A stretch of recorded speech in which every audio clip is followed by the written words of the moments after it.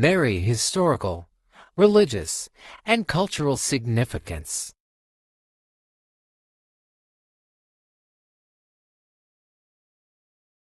Introduction.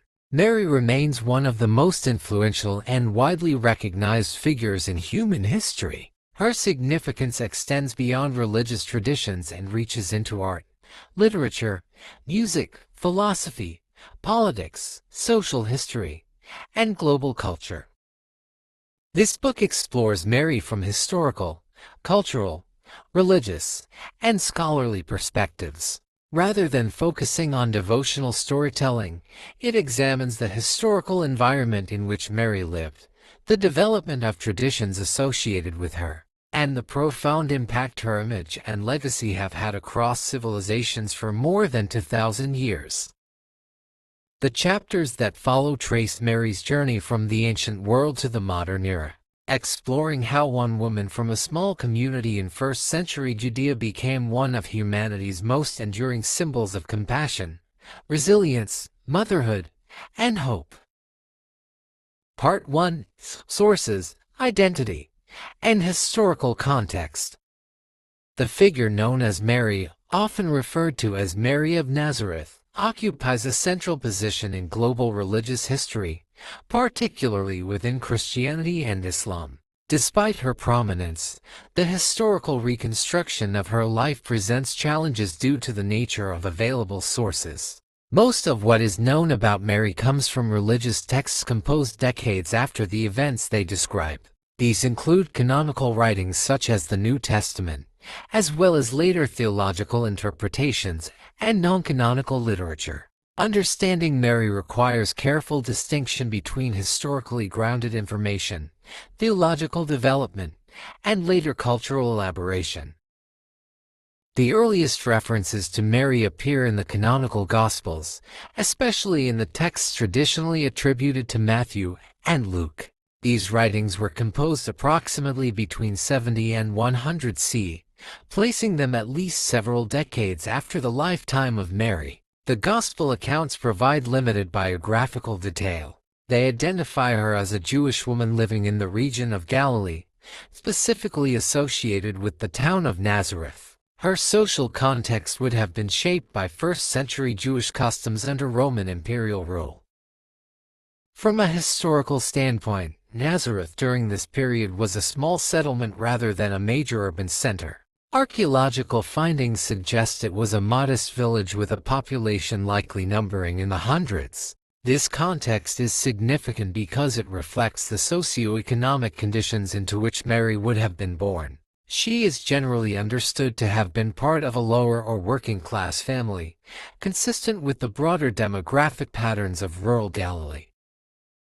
Mary's identity is closely tied to her role as the mother of Jesus, a central figure in Christianity. However, even this designation is interpreted differently across traditions. In early Christian texts, her primary importance emerges through her relationship to Jesus rather than through independent narrative development. The Gospel of Mark, widely considered the earliest gospel, contains minimal reference to Mary. This absence has led scholars to conclude that early Christian communities may not have initially emphasized her role to the same extent as later traditions did. By contrast, the Gospels of Matthew and Luke introduce more detailed accounts of Mary, particularly in relation to the birth of Jesus. These texts describe her betrothal to Joseph, a carpenter or craftsman, and present narratives concerning the conception and birth of Jesus. While these accounts are central to Christian theology, historians approach them with methodological caution, recognizing that they were written with theological intentions rather than as modern historical biographies. One of the key aspects of Mary's portrayal in these texts is her characterization as a young woman of faith and obedience. In the cultural context of first-century Judaism, betrothal was a formal and binding arrangement, often occurring at a young age. It is widely accepted among scholars that Mary would likely have been a teenager at the time of her betrothal, reflecting the norms of that society. This detail, while not explicitly stated in primary sources, is inferred from historical and cultural studies of the period. In addition to the canonical texts, references to Mary appear in the Quran, the central religious text of Islam, composed in the 7th century CE. In Islamic tradition, Mary, known as Maryam, holds a uniquely elevated status. She is the only woman mentioned by name in the Quran and is regarded as a model of faith, devotion, and purity. The Quranic account differs in certain details from the New Testament narratives, yet it reinforces her significance as the mother of a prophet, Jesus, who is known as Isa in Islam. The presence of Mary in both Christian and Islamic traditions highlights her cross-cultural and interreligious importance. This dual recognition has contributed to her enduring influence across diverse societies and historical periods. It also provides scholars with a broader framework for examining how her image has been interpreted and reinterpreted over time. Beyond scriptural sources, additional information about Mary appears in apocryphal texts, such as the Proto-Evangelium of James.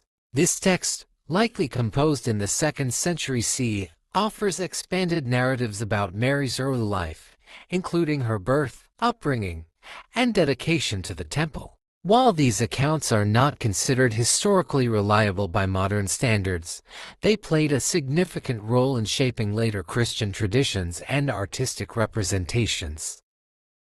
Scholarly analysis of these sources involves evaluating their historical context, authorship, and intended audience. For example, the infancy narratives in Matthew and Luke are often studied not only for their content but also for their theological themes and literary structures. These narratives emphasize ideas such as divine intervention, fulfillment of prophecy, and the significance of Jesus' origins. Mary's role within these narratives is therefore intertwined with broader theological objectives. Another important dimension of Mary's historical context is the political environment of Judea under Roman rule. During the 1st century CE, the region experienced social and political tensions, including economic inequality and occasional unrest. While the Gospels do not provide detailed accounts of Mary's interaction with these conditions, understanding this environment helps situate her life within a broader historical framework. Language and cultural practices of the time also offer insights into Mary's world. The primary languages spoken in the region would have included Aramaic, Greek, and possibly some Hebrew. Daily life would have been shaped by Jewish religious traditions, including observance of the Sabbath, dietary laws, and participation in communal rituals. Mary's portrayal in religious texts reflects adherence to these practices, reinforcing her identity as a devout Jewish woman. Over time, Mary's significance expanded beyond her historical context to become a central figure in theological reflection. Early Christian debates about the nature of Jesus led to corresponding discussions about Mary's role. These debates culminated in key doctrinal developments, such as the designation of Mary as Theotokos, meaning God-bearer, at the Council of Ephesus in 431 CE. This title affirmed the belief that Jesus was both fully human and fully divine, and it elevated Mary's theological importance within Christian doctrine. It is important to note that such doctrinal developments occurred centuries after Mary's lifetime. As a result, they reflect evolving interpretations rather than direct historical evidence. Scholars distinguish between the historical Mary, who lived in 1st century Judea, and the theological Mary, whose significance has been shaped by centuries of religious thought. The study of Mary also intersects with broader questions in historical methodology. Researchers must navigate the limitations of available sources, many of which were written with religious purposes. This requires critical analysis, comparison of texts, and consideration of archaeological and cultural evidence. While it is not possible to reconstruct a complete biography of Mary in the modern sense, it is possible to develop a historically informed understanding of her life and context. In addition to religious and historical perspectives, Mary's influence extends into art, literature, and cultural expression. From early Christian iconography to Renaissance paintings and contemporary representations, she has been depicted in diverse ways that reflect the values and beliefs of different societies. These representations, while not direct historical evidence, provide insight into how Mary's image has been interpreted and adapted over time. The global impact of Mary's figure is also evident in the widespread use of her name and the numerous traditions associated with her. Pilgrimage sites, religious festivals, and devotional practices centered on Mary have developed across different regions. These practices illustrate how her significance has transcended its original context to become a global phenomenon. At the same time, scholarly debates continue regarding various aspects of Mary's life and role. These include questions about the historical accuracy of specific narratives, the development of Marian doctrines, and the interpretation of her significance in different cultural contexts. Such debates are an essential part of academic inquiry, reflecting the complexity of studying a figure whose legacy spans both history and theology. In summary, Mary of Nazareth emerges as a figure whose historical presence is intertwined with extensive religious and cultural interpretation. The available sources provide limited direct information, yet they have given rise to a rich and multifaceted tradition. By examining these sources critically and situating them within their historical context, it is possible to gain a deeper understanding of Mary's significance. Part 2: Early narratives, birth traditions, family background, and social structure. The question of Mary's origins, including her birth, family background, and early upbringing, is one of the least historically verifiable aspects of her life.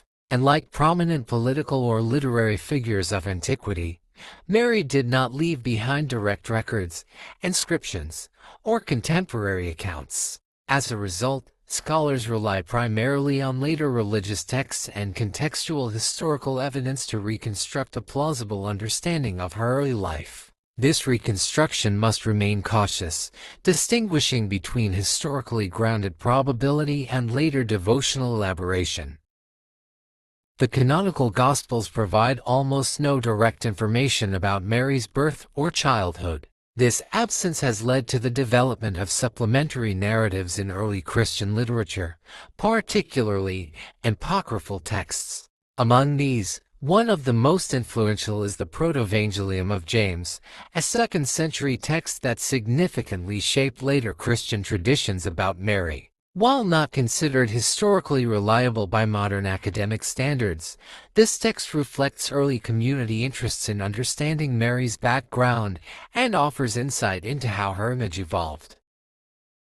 According to this apocryphal tradition, Mary's parents are named Joachim and Anne. They are portrayed as devout individuals who struggled with childlessness, a condition that carried social stigma in many ancient societies, including Jewish communities of the time. The narrative presents Mary's birth as the result of divine favor, emphasizing themes of blessing and dedication. Although historians do not treat these accounts as factual records, they reveal the early desire to frame Mary's life within a broader narrative of religious significance. From a historical perspective, it is more reliable to situate Mary within the general patterns of Jewish family life in 1st century Galilee. Families in this region were typically extended and closely connected, with strong emphasis on kinship ties and communal identity. Households often included multiple generations, and economic survival depended on cooperation among family members. Within this context, Mary's upbringing would likely have involved participation in domestic tasks, religious observance, and community life. The role of women in 1st century Jewish society was shaped by both cultural norms and religious practices. While women were generally not part of formal religious leadership structures, they played a crucial role in maintaining household religious traditions. This included practices such as observing dietary laws, preparing for the Sabbath, and teaching children basic elements of faith and identity. Mary's portrayal in later texts as a devout and obedient figure aligns with these expectations, suggesting that her character reflects the idealized values of her cultural environment. Education during this period was not uniformly accessible, especially for women. Formal education in reading and writing was typically reserved for men, particularly those involved in religious or administrative roles. However, this does not imply that women were entirely uneducated. Oral tradition was a central component of Jewish culture, and knowledge of religious stories, laws, and customs was transmitted through family and community interaction. Mary would likely have been familiar with key elements of Jewish scripture and tradition through this oral framework. Language also provides insight into Mary's early life. The primary spoken language in Galilee at the time was Aramaic, a Semitic language closely related to Hebrew. Greek was also widely used in the Eastern Mediterranean, particularly in trade and administration. While it is uncertain whether Mary spoke Greek, it is reasonable to assume that her daily communication occurred primarily in Aramaic. This linguistic context is important for understanding how early traditions about her may have been transmitted before being recorded in Greek language texts such as the Gospels. The geographical setting of Nazareth plays a significant role in shaping our understanding of Mary's background. Archaeological evidence indicates that Nazareth was a small, agrarian village with limited economic resources. Its relative isolation may have contributed to a close-knit community structure, where social relationships were highly interconnected. Life in such a setting would have been characterized by agricultural labor, seasonal cycles, and reliance on local resources.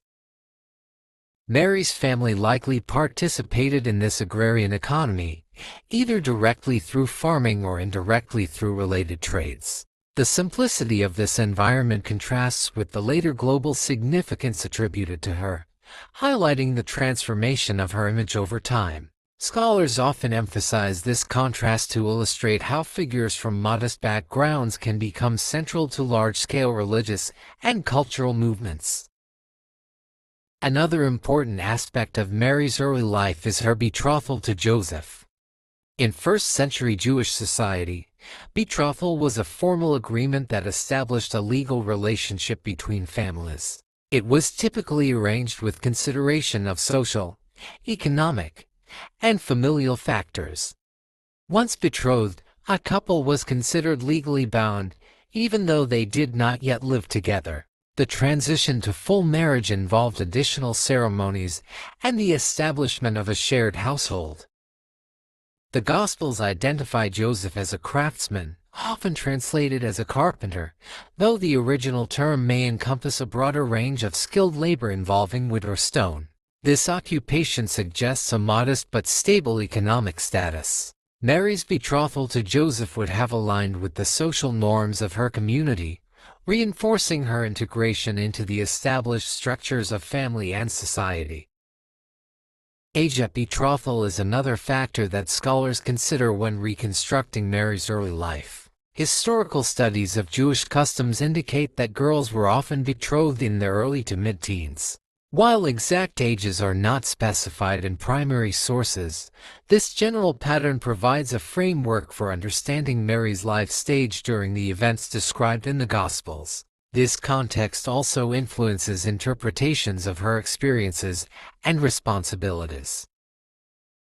In addition to social and economic factors, religious identity played a central role in shaping Mary's worldview. Judaism in the first century was not monolithic but included a range of practices and interpretations. However, certain core elements, such as belief in one God, adherence to the Torah, and participation in communal worship, were widely shared. Mary's depiction as a faithful individual suggests alignment with these foundational aspects of Jewish life. The broader historical context of Roman rule also indirectly influenced Mary's early environment. Galilee was under the authority of local rulers who were themselves subject to Roman governance. This political structure affected taxation, legal systems, and social stability. While there is no direct evidence of Mary's interaction with political events, the conditions of Roman rule form the backdrop of her daily life.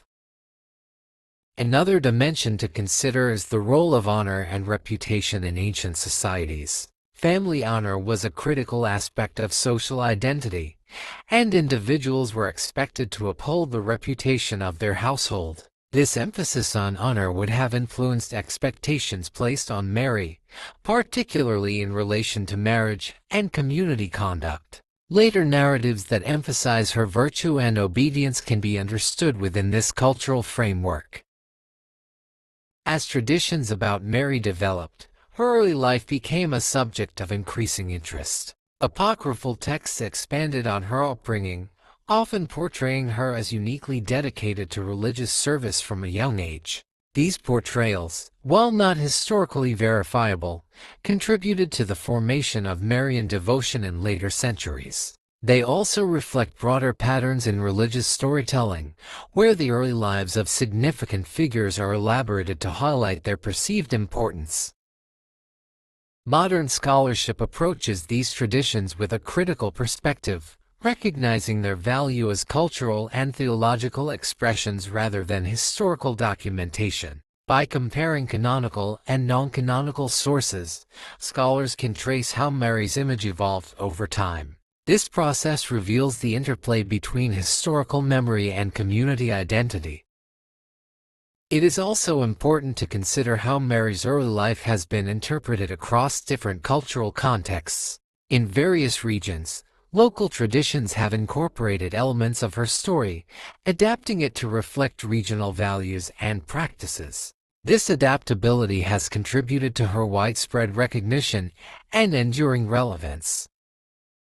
Despite the limited historical data, certain conclusions can be drawn with reasonable confidence. Mary was a Jewish woman from a rural Galilean community, living within the social and cultural structures of her time. Her life would have been shaped by family, religion, and local economic conditions. These elements provide a foundation for understanding her role in subsequent narratives and traditions. The study of Mary's early life highlights the broader challenges of reconstructing the experiences of individuals from antiquity, particularly those outside elite or literate classes. It also underscores the importance of interdisciplinary approaches, combining textual analysis, archaeology, and cultural history. Through these methods, scholars can develop a nuanced understanding that balances historical evidence with awareness of later developments.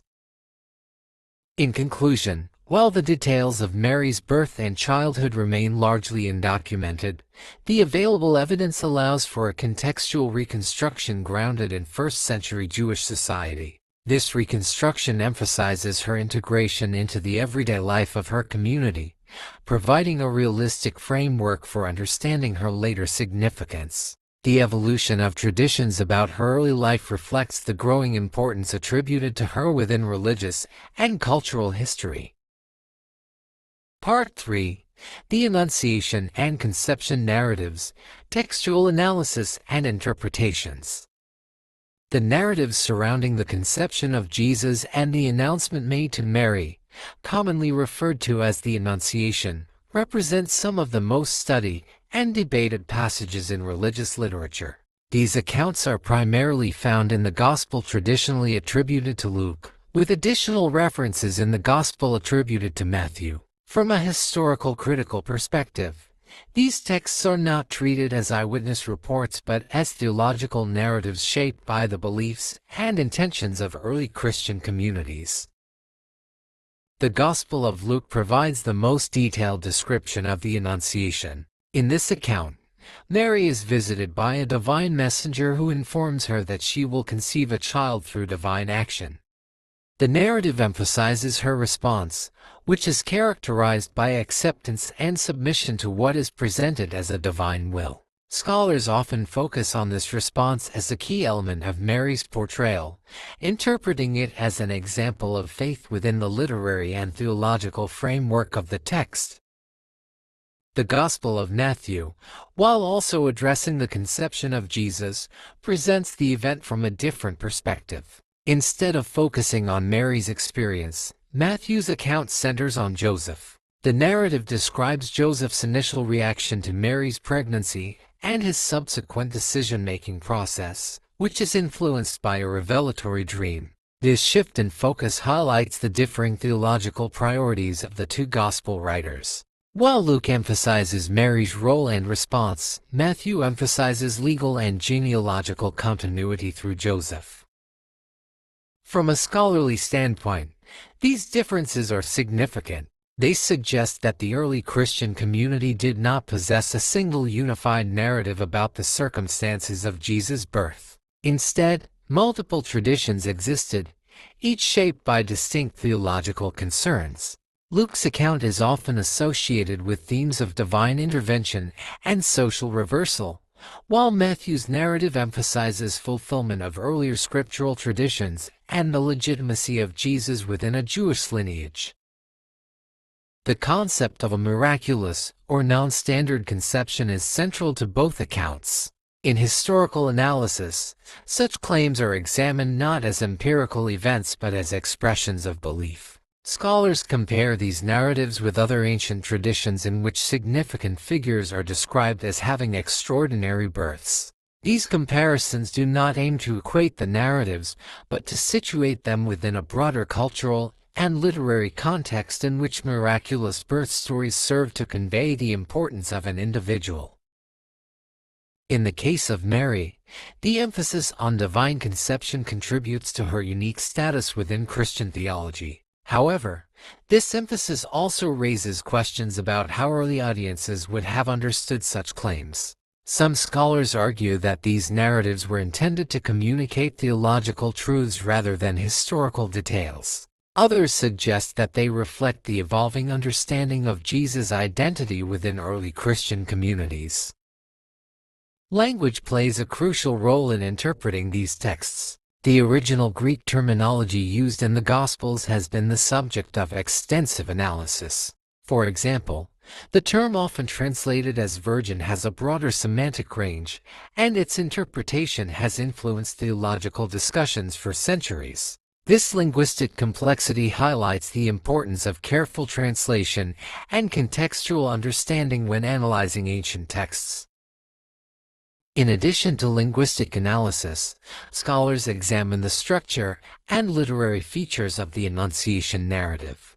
The account in Luke follows a pattern that resembles other Annunciation stories in ancient literature, including those found in Hebrew scriptures.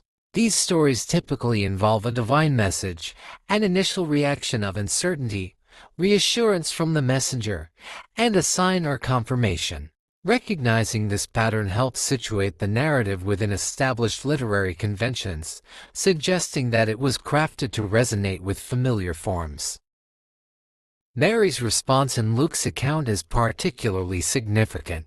It is often interpreted as an expression of acceptance, but scholars also note its rhetorical function within the narrative. By presenting Mary as willing and faithful, the text reinforces broader themes of obedience and trust in divine action.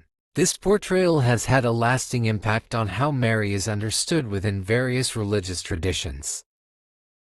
The Quranic account of Mary, found in multiple chapters, provides an additional perspective on the conception narrative. While differing in detail, it also emphasizes divine intervention and Mary's role as a chosen and pure individual. In this tradition, the announcement is delivered in a manner that underscores God's power and authority. Mary's reaction includes elements of surprise and questioning, followed by acceptance of the divine decree. The presence of this narrative in Islamic scripture demonstrates the cross-religious significance of the event and offers an opportunity for comparative analysis. Comparative study of these texts reveals both similarities and differences. In both Christian and Islamic traditions, Mary is portrayed as a recipient of divine communication and as a figure of exceptional faith. However, the theological implications of the conception differ. In Christianity, the event is closely tied to the understanding of Jesus' nature, while in Islam, it emphasizes God's power to create without conventional means while maintaining strict monotheism. Beyond scriptural analysis, the Annunciation has been a central theme in art and cultural expression. Throughout history, artists have depicted the moment of announcement in various styles, reflecting the values and aesthetics of their time. These artistic representations often highlight elements such as setting posture and symbolic objects, which contribute to the interpretation of the narrative. While not historical evidence, they provide insight into how the story has been understood and communicated across generations. Scholarly debate continues regarding the origins and development of the Annunciation narratives. Some researchers propose that these accounts were later additions to earlier traditions about Jesus' life, introduced to address theological questions about his identity. Others argue that they may preserve elements of earlier oral traditions that were eventually recorded in written form. The lack of contemporary documentation makes it difficult to determine the precise origin of these narratives. Another aspect of analysis involves the social implications of the story. In the cultural context of first-century Judaism, a pregnancy outside of completed marriage could have serious social consequences. The narratives address this issue by framing the conception as divinely ordained, thereby preserving Mary's honor within the story. This element reflects the importance of social norms and reputation in the society in which the texts were produced. The figure of Joseph in Matthew's account also plays a role in addressing these social concerns. By portraying him as accepting Mary and her child, the narrative reinforces the legitimacy of the family unit. This emphasis on legitimacy is consistent with Matthew's broader focus on lineage and continuity. Modern historical scholarship generally refrains from making definitive claims about the factual occurrence of the Annunciation as described in religious texts. Instead, it focuses on understanding the narratives as products of their time, shaped by theological, cultural, and literary influences. This approach allows for a nuanced analysis that respects the significance of the texts while maintaining methodological rigor. The impact of these narratives extends far beyond their original context. They have influenced theological doctrines, liturgical practices, and cultural traditions across centuries. The Annunciation is commemorated in various religious calendars and has inspired countless works of art, music, and literature. These developments illustrate how a single narrative can generate a wide range of interpretations and expressions. In examining the Annunciation and Conception narratives, it is also important to consider the role of memory and tradition in shaping historical accounts. Oral transmission, which preceded written texts, often involves adaptation and reinterpretation. As stories are passed down, they may be shaped to address the needs and beliefs of different communities. This process likely contributed to the variations observed between different accounts. Despite the challenges of historical reconstruction, the Annunciation remains a central element in the study of Mary. It marks a turning point in her narrative, transitioning from relative obscurity to a position of theological significance. The way this event is presented in different texts provides valuable insight into the beliefs and priorities of early religious communities.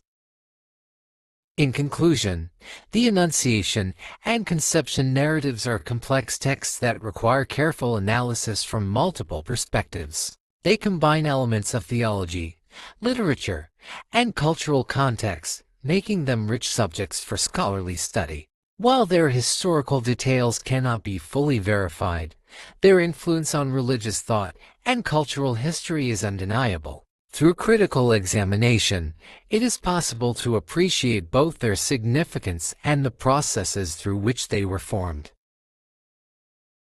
Part 4: Mary in the Birth Narratives, Bethlehem, Social Conditions, and historical context.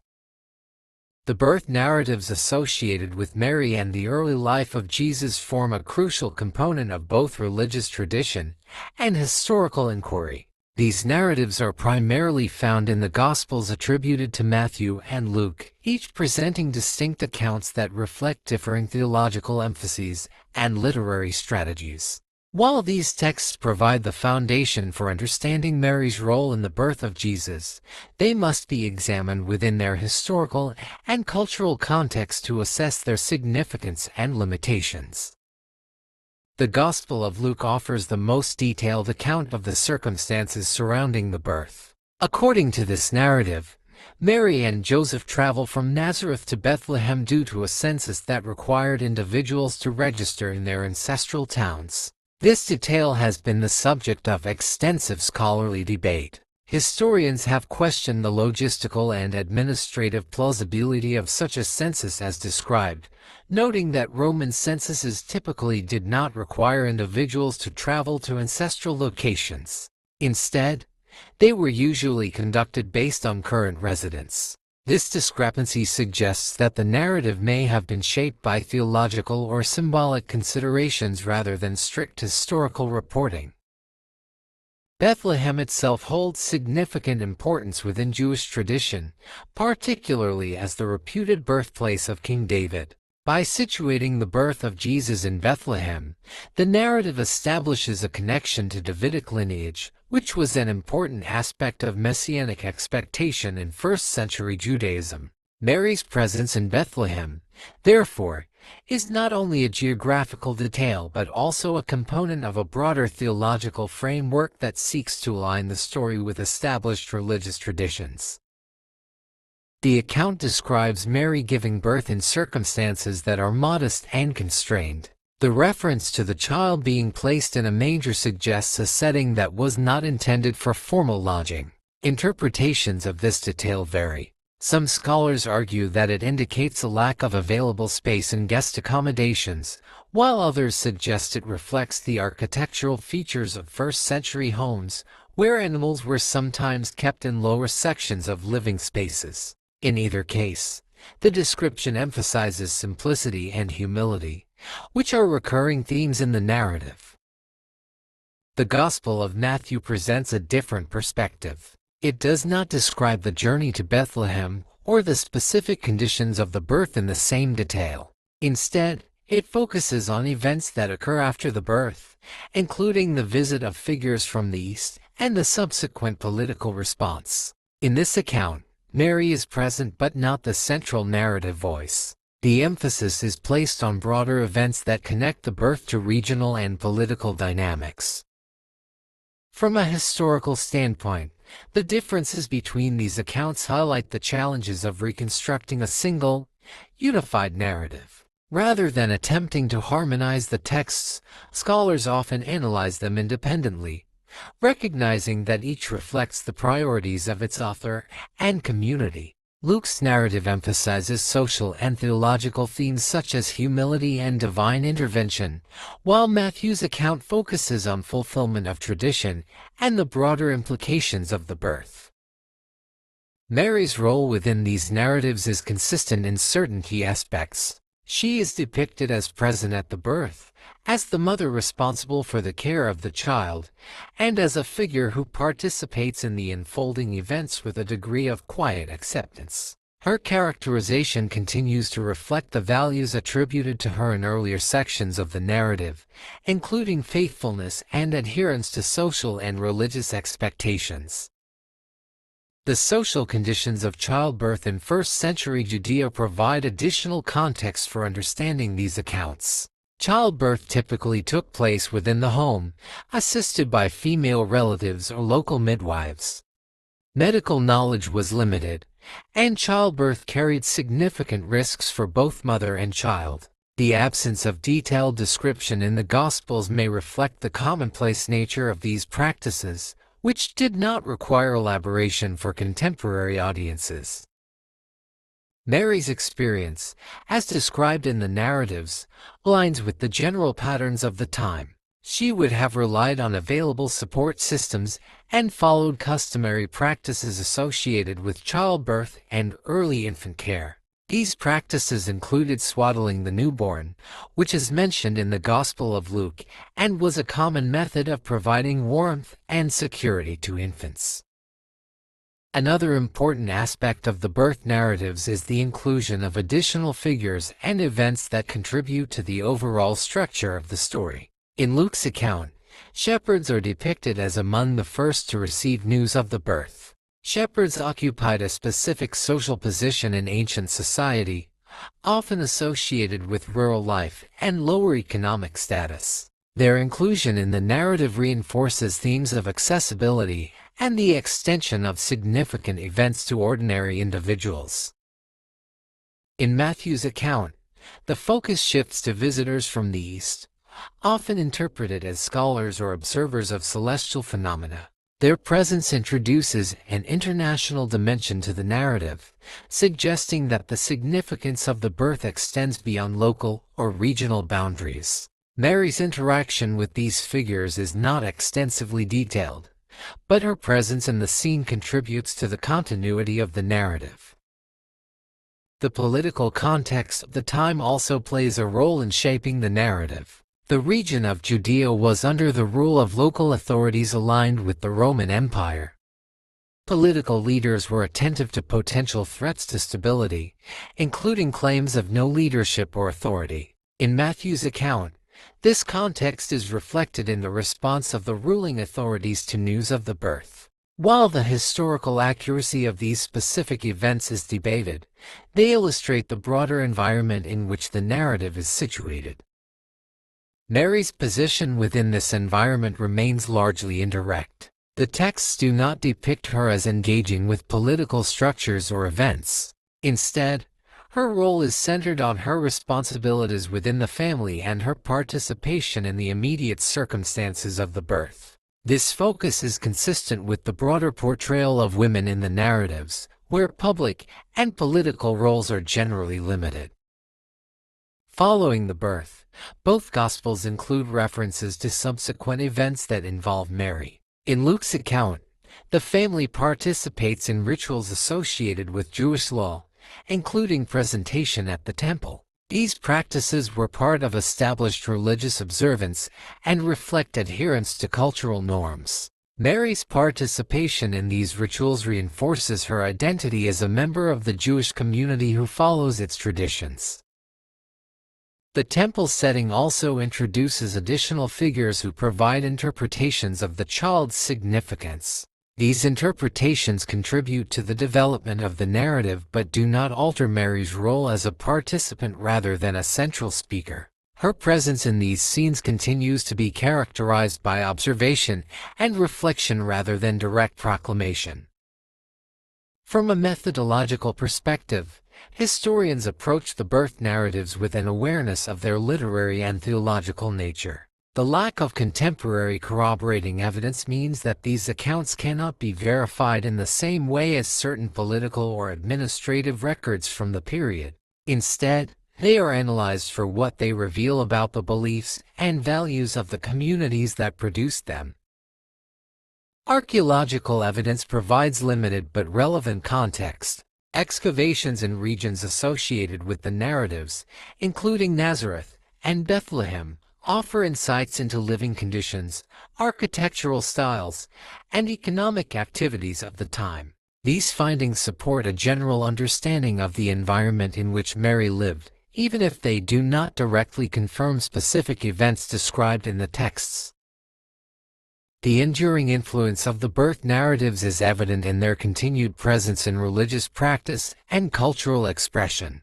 They have been the subject of extensive artistic representation, including visual art, music, and literature. These representations often emphasize different aspects of the story, reflecting the diversity of interpretations that have developed over time. In examining these narratives, it is important to maintain a distinction between historical analysis and theological interpretation. While the texts are central to religious belief, their historical study requires critical evaluation of sources, context, and intent. This approach allows for a balanced understanding that acknowledges both the significance and the limitations of the available evidence. Mary's role in the birth narratives, though not extensively detailed in terms of personal perspective, remains essential. She is the central human figure present at the beginning of the story, and her presence anchors the narrative in a specific social and cultural reality. Through her, the texts connect broader theological themes with the lived experience of individuals in first-century Judea.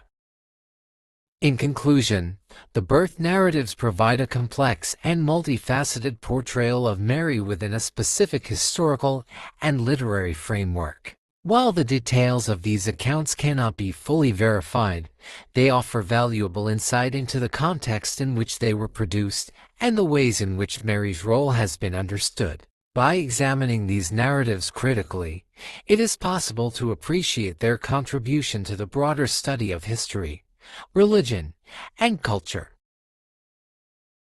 Part 5. Mary in Early Childhood Narratives: Flight, Settlement, and Daily Life. The period following the birth of Jesus introduces a new phase in the study of Mary, one that is shaped by narratives concerning movement, adaptation, and the practical realities of early family life. Compared to the birth accounts, the sources for this stage remain limited and uneven, with the Gospel attributed to Matthew providing most of the relevant material, while the Gospel attributed to Luke offers only brief references. As with earlier sections, careful distinction must be maintained between historically verifiable elements and narrative constructions shaped by theological intent. One of the most discussed episodes in this phase is the account commonly referred to as the flight into Egypt, described in Matthew. According to this narrative, Mary, Joseph, and the infant Jesus relocate to Egypt in response to a perceived threat from regional political authority. The text frames this movement as a protective measure, undertaken following a revelatory message received by Joseph. From a historical critical perspective, scholars examine this account in relation to known patterns of migration, political conditions, and literary motifs. Egypt, during the 1st century, was a well-established province of the Roman Empire with a significant Jewish population. Historical evidence confirms that Jewish communities had been present in Egypt for centuries, particularly in urban centers such as Alexandria. This context makes the idea of temporary relocation plausible in general terms. Families facing economic hardship or instability sometimes moved between regions within the broader Roman world, especially where established communities could provide support networks. However, the specific details of the narrative, including the timing and circumstances of the journey, are difficult to verify. There is no independent historical record that confirms this particular event. As a result, many scholars interpret the account not as a strictly historical report but as a narrative shaped by theological symbolism. The movement to and from Egypt has parallels in earlier Jewish traditions, particularly stories involving figures who travel to Egypt and later return. These parallels suggest that the narrative may have been constructed to evoke familiar themes and reinforce a sense of continuity with earlier traditions. Mary's role within this episode is not extensively detailed in the text. She is presented as part of the family unit, participating in the relocation and sharing in its implications. Her experience can be understood in terms of the broader realities faced by women in similar circumstances. Travel in the ancient world was often difficult and carried risks, especially for families with young children. The journey would have required preparation, reliance on available routes, and possibly assistance from others encountered along the way. The concept of displacement, even if interpreted symbolically, provides a lens through which to examine Mary's situation. Whether or not the specific event occurred as described, the narrative reflects themes of vulnerability and adaptation. These themes resonate with broader historical experiences of communities living under imperial rule, where movement and uncertainty were part of everyday life. After the period in Egypt, the narrative describes a return to the region of Judea, followed by settlement in Nazareth. This return is again framed within the context of changing political conditions. From a historical perspective, the relocation to Nazareth aligns with earlier information about Mary's association with this village. It reinforces the idea that Nazareth served as the primary setting for her daily life and family environment. The Gospel of Luke, in contrast, does not include the account of the journey to Egypt. Instead, it presents a more direct transition from the birth to the family's return to Nazareth after completing required religious observances. This difference between the two accounts highlights the diversity of early traditions and the absence of a single, unified narrative. Scholars often analyze these variations to understand how different communities shape their accounts to address specific concerns or emphasize particular themes. In examining Mary's life during this period, it is useful to consider the general conditions of early childhood and family life in first-century Galilee. Households were typically organized around extended family structures, with shared responsibilities for childcare, food preparation, and maintenance of living spaces. Mary's daily activities would likely have included caring for her child, managing domestic tasks, and participating in the economic life of the household. Child-rearing practices in this context were shaped by both cultural traditions and practical considerations. Infants were closely cared for by their mothers and other female relatives, with an emphasis on physical protection and gradual social integration. As the child grew, education would occur primarily through observation and participation in daily activities. Mary's role as a mother would have been central to this process, contributing to the early development of her child within the framework of community life. Religious observance continued to play an important role during this stage. Jewish families followed a range of practices that marked different stages of life, including rituals associated with infancy and early childhood. Participation in these practices reinforced communal identity and provided structure to family life. Mary's involvement in such observances, as indicated in earlier narratives, suggests continuity in her adherence to these traditions. Another significant episode found in the Gospel of Luke is the account of a visit to the temple in Jerusalem when Jesus is described as a young boy. While this event occurs slightly later in the timeline, it provides insight into the family's patterns of movement and religious practice. The narrative depicts Mary and Joseph traveling to Jerusalem for a festival, which was a common practice among Jewish families who were able to make the journey. This suggests a level of integration into broader religious life beyond the local community. In this account, Mary's role includes both participation in the journey and involvement in the search for her child when he is temporarily separated from the group. Her reaction, as described in the text, reflects concern and responsibility, consistent with her role as a parent. Scholars often note that this is one of the few instances in which Mary's voice is directly represented, providing a glimpse into her perspective within the narrative. The daily life of Mary during these years would have been shaped by routine and repetition. Tasks such as preparing food, maintaining the household, and managing resources were essential components of survival in a rural setting. These activities, while not highlighted in the texts, form the background against which the more prominent events are set. Understanding this context is crucial for developing a realistic picture of her life. Economic conditions in Nazareth and surrounding areas were modest. The region's economy was based largely on agriculture, supplemented by local trades. Families often relied on a combination of farming, craftsmanship, and small-scale commerce. Mary's household would have operated within these constraints, balancing available resources with daily needs. Social relationships within the community were also significant. Villages like Nazareth were characterized by close social networks, where individuals were known to one another and interactions were frequent.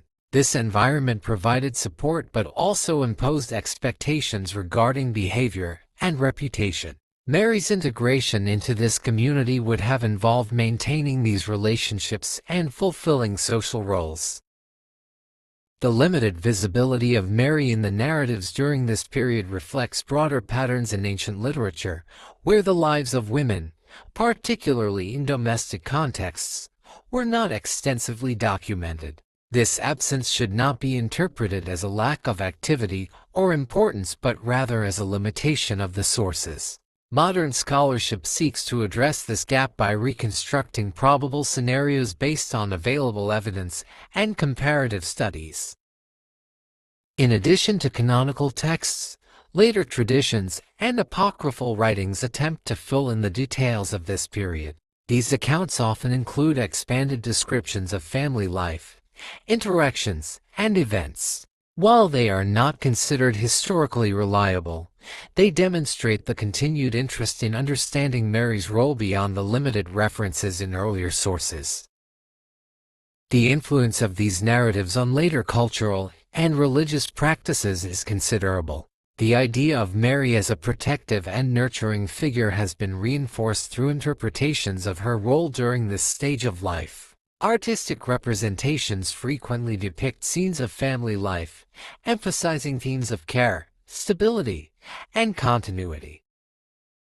From a historical perspective, the study of this period emphasizes the importance of context over specific detail. While the exact sequence of events cannot be fully reconstructed, the broader framework of Mary's life as a mother in a first-century Jewish community is well supported by historical and cultural evidence. This framework allows for a more grounded understanding of her experiences.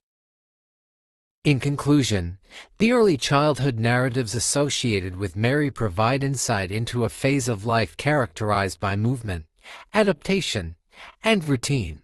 The available sources offer limited direct information, but when combined with historical context, they allow for a meaningful reconstruction of her role and environment. Mary emerges as a figure integrated into the everyday realities of her time, navigating the challenges and responsibilities of family life within a specific cultural and historical setting. Part 6. Mary in the Public Ministry Period: Presence, Absence, and Interpretation. The period commonly referred to as the public ministry of Jesus marks a significant transition in the available sources concerning Mary. Compared to earlier narratives of birth and childhood, references to her during this phase become notably limited and more interpretatively complex. This relative scarcity of direct mention has generated substantial scholarly discussion, particularly regarding what her presence or absence may indicate within the literary and historical framework of the texts. The earliest gospel, generally identified as the one attributed to Mark, provides minimal detail about Mary. In one passage, she appears alongside other family members, seemingly concerned about the activities and public reception of Jesus. The text describes a situation in which family members seek to speak with him, raising questions about their understanding of his role. Scholars have debated the implications of this episode, with some suggesting that it reflects tension or misunderstanding within the family, while others interpret it as a narrative device emphasizing broader themes about identity and mission. In this context, Mary is not singled out for individual attention but is included as part of a collective family presence. This portrayal contrasts with earlier narratives that emphasize her unique role. The shift suggests that the focus of the narrative has moved from origins to public activity, and with it, the centrality of Mary diminishes in the storytelling structure. From a literary perspective, this change aligns with the broader priorities of the text, which centers on public teaching, interactions, and responses from various groups.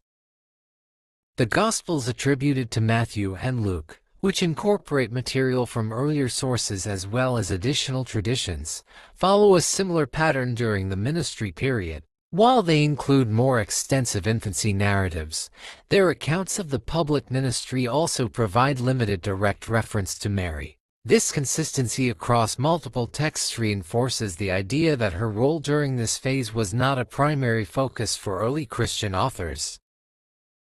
One of the most frequently discussed passages related to this period involves a statement attributed to Jesus that redefines familial relationships in terms of shared commitment to a broader purpose. In the narrative, when informed that his mother and relatives are present, he responds by identifying those who follow a particular path as his true family. Scholars interpret this statement in various ways. Some view it as a rhetorical emphasis on the importance of collective identity within the emerging community, while others consider it a reflection of social dynamics in which traditional family structures were being reinterpreted.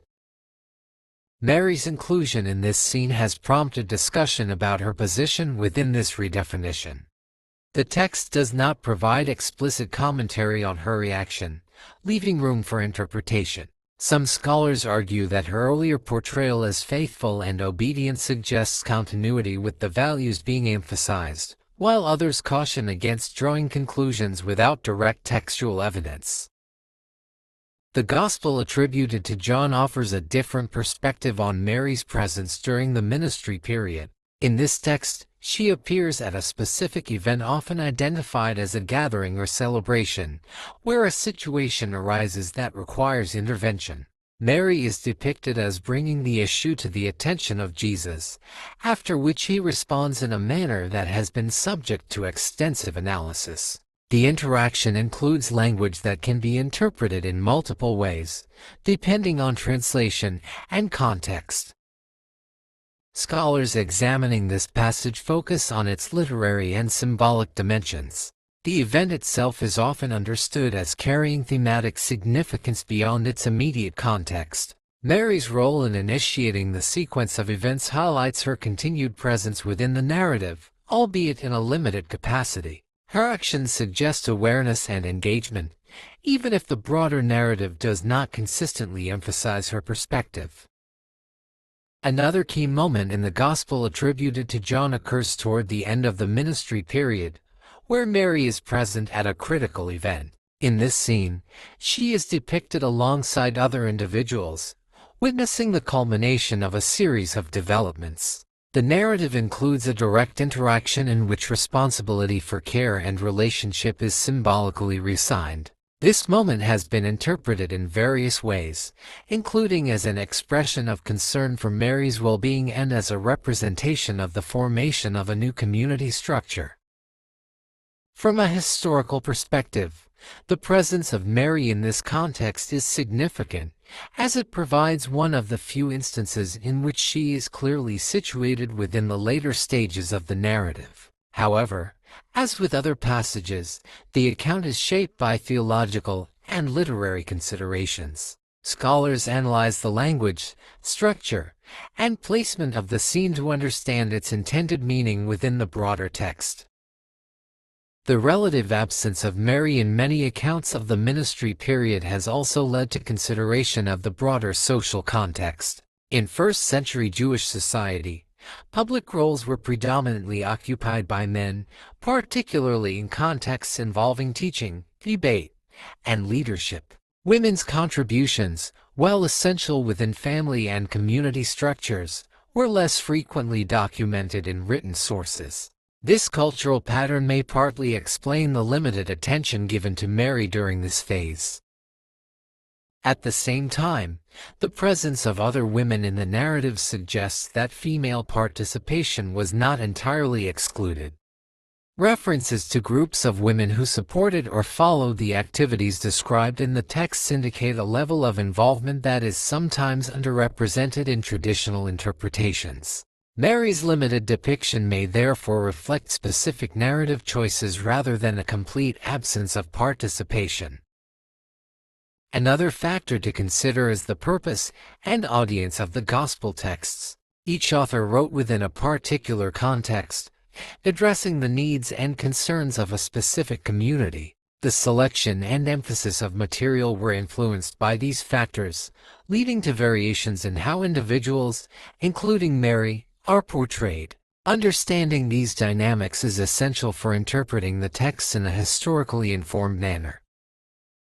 In addition to canonical sources, later traditions and writings attempt to expand on Mary's role during the ministry period.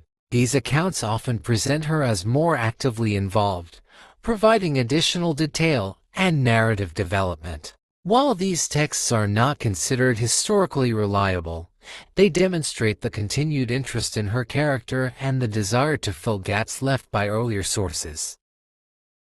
Theological interpretation has also played a significant role in shaping perceptions of Mary during this phase. Different traditions have emphasized various aspects of her identity, including her faith, obedience, and relationship to the central figure of the narrative. These interpretations often extend beyond the explicit content of the texts, drawing on broader doctrinal frameworks. Modern scholarship approaches these interpretations with a focus on distinguishing between textual evidence and later development. By analyzing the original sources within their historical context, researchers aim to understand how Mary's role was initially presented and how it has evolved over time. This approach allows for a more nuanced perspective that acknowledges both the limitations of the evidence and the richness of subsequent interpretation. The study of Mary during the ministry period also intersects with broader questions about the nature of historical memory. The process by which events are remembered, recorded, and transmitted involves selection and adaptation. As a result, the absence of detailed information does not necessarily indicate lack of importance but may reflect the priorities of those who preserve the narratives. In evaluating Mary's presence and absence in these texts, it is important to consider both what is included and what is omitted. The limited references provide specific points of insight, while the gaps invite careful reconstruction based on contextual knowledge. Together, these elements contribute to a more comprehensive understanding of her role. In conclusion, the depiction of Mary during the public ministry period is characterized by both presence and absence, each carrying interpretative significance. The available sources offer glimpses of her involvement while leaving much of her experience unrecorded. Through critical analysis of these texts and their context, it is possible to develop a balanced understanding that recognizes the complexity of her portrayal. Mary remains a figure whose significance extends beyond the limited references, shaped by both historical context and ongoing interpretation. Part 7: Mary at the Crucifixion and Final Events, Historical and Textual Perspectives. The final phase of the narrative in which Mary appears is closely connected to the events surrounding the execution of Jesus and the immediate aftermath. Compared to earlier periods, the references to Mary in this stage are limited but highly significant. They provide insight into her presence at a critical moment while also reflecting the theological intentions of the texts in which they are recorded. As with previous sections, these accounts must be examined within their literary, historical, and cultural contexts. Among the canonical sources, the Gospel attributed to John offers the most explicit reference to Mary at the time of the crucifixion. In this account, she is depicted as present near the site of execution, accompanied by other individuals. The narrative includes a direct interaction in which responsibility for her care is symbolically transferred to another figure. This scene has been the subject of extensive scholarly interpretation, particularly regarding its meaning within the broader structure of the text. From a literary perspective, the placement of this interaction serves multiple functions. It reinforces themes of continuity and community, suggesting the formation of new relational bonds in the context of loss. It also emphasizes Mary's presence as a witness to the event, situating her within the central moment of the narrative. Scholars often analyze the language used in this passage, noting its formal tone and the implications of the relationships described. The Gospels attributed to Matthew, Mark, and Luke also include references to women present at the crucifixion, though they do not consistently identify Mary by name in the same manner. These texts mention groups of women observing the event, sometimes from a distance. The variation in detail has led to different interpretations regarding the extent of Mary's presence. Some scholars argue that she may be included among the unnamed figures, while others caution against assuming her inclusion without explicit identification. The differences among these accounts highlight the diversity of early traditions and the challenges of reconstructing a precise historical picture. Each text reflects the perspective of its author and the community for which it was written. The inclusion or omission of specific individuals may be influenced by theological priorities, narrative focus, or the availability of particular traditions.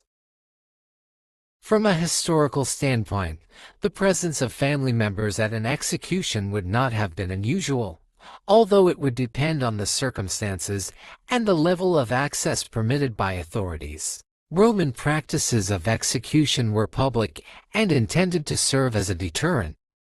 Observers, including relatives, could be present, though their proximity might vary. This context supports the plausibility of Mary's presence, even if the exact details cannot be confirmed. Mary's role as a witness carries both historical and interpretative significance. In historical terms, it suggests continuity between earlier phases of the narrative and its conclusion. In interpretative terms, it contributes to her characterization as a figure who remains present throughout key moments. This continuity has been emphasized in later traditions, where her presence at the crucifixion is often highlighted as a defining aspect of her identity. The emotional dimension of this scene, while not extensively described in the texts, is often inferred by readers and scholars. The limited narrative detail leaves space for interpretation, but the context itself implies a situation of profound significance. Modern analysis tends to focus on the textual evidence while acknowledging the broader human context in which such events occur. Following the crucifixion, the canonical texts provide little direct information about Mary's actions or experiences. The narratives shift focus to other developments, including burial and subsequent events. This absence has led to speculation and the development of later traditions that attempt to fill the gap. However, from a strictly historical perspective, the available evidence remains minimal. The Gospel attributed to Luke includes a brief reference to a group of individuals present after the events, which some interpretations understand to include Mary. This passage is often discussed in relation to the early formation of a community. While the identification of Mary in this context is not universally agreed upon, it provides one of the few potential links between her earlier presence and later developments.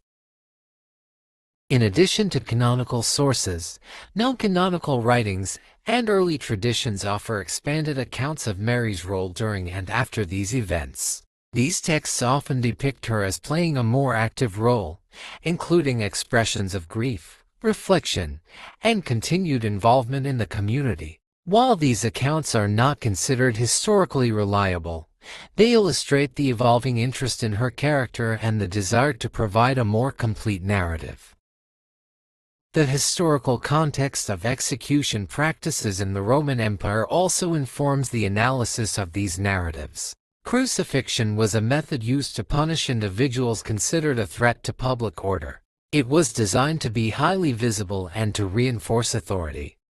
The presence of observers, including supporters and relatives, would have contributed to the public nature of the event.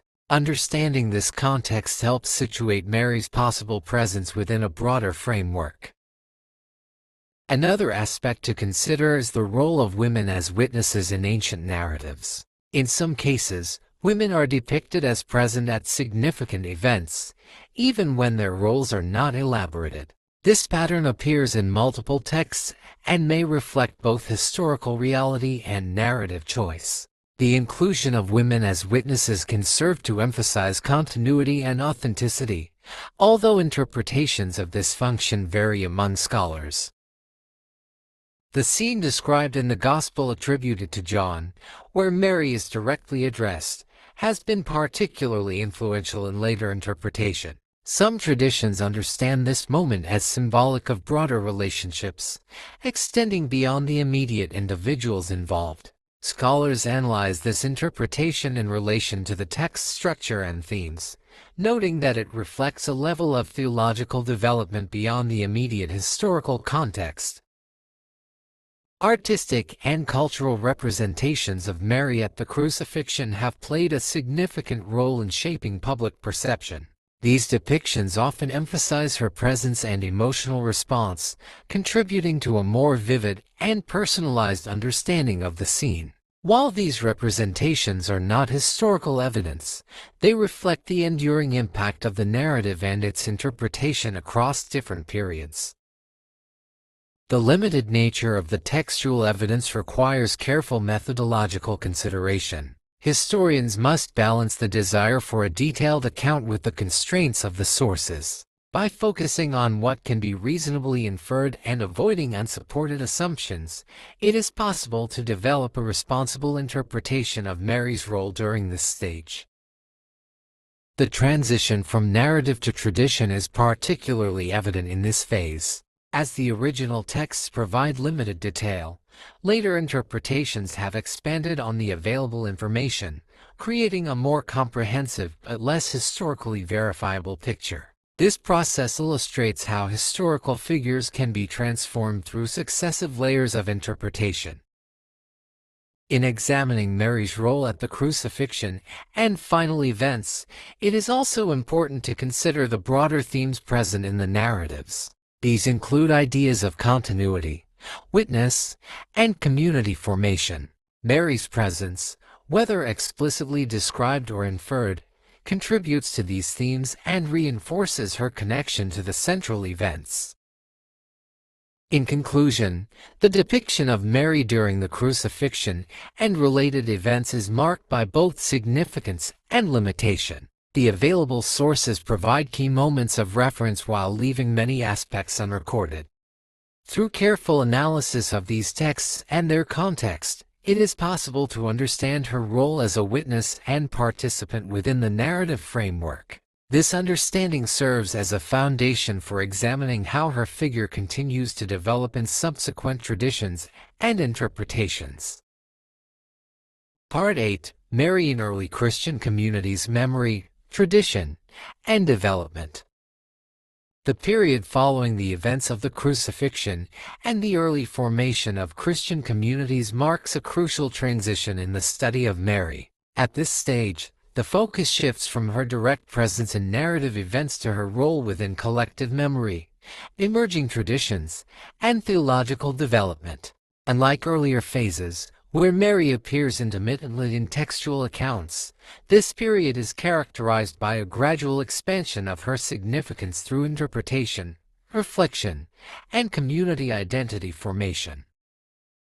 The earliest Christian communities were small, diverse, and geographically dispersed. They existed within the broader context of the Roman Empire, often as minority groups navigating complex social and political environments. These communities relied heavily on oral tradition in their initial stages. Stories, teachings, and memories were transmitted verbally before being recorded in written form.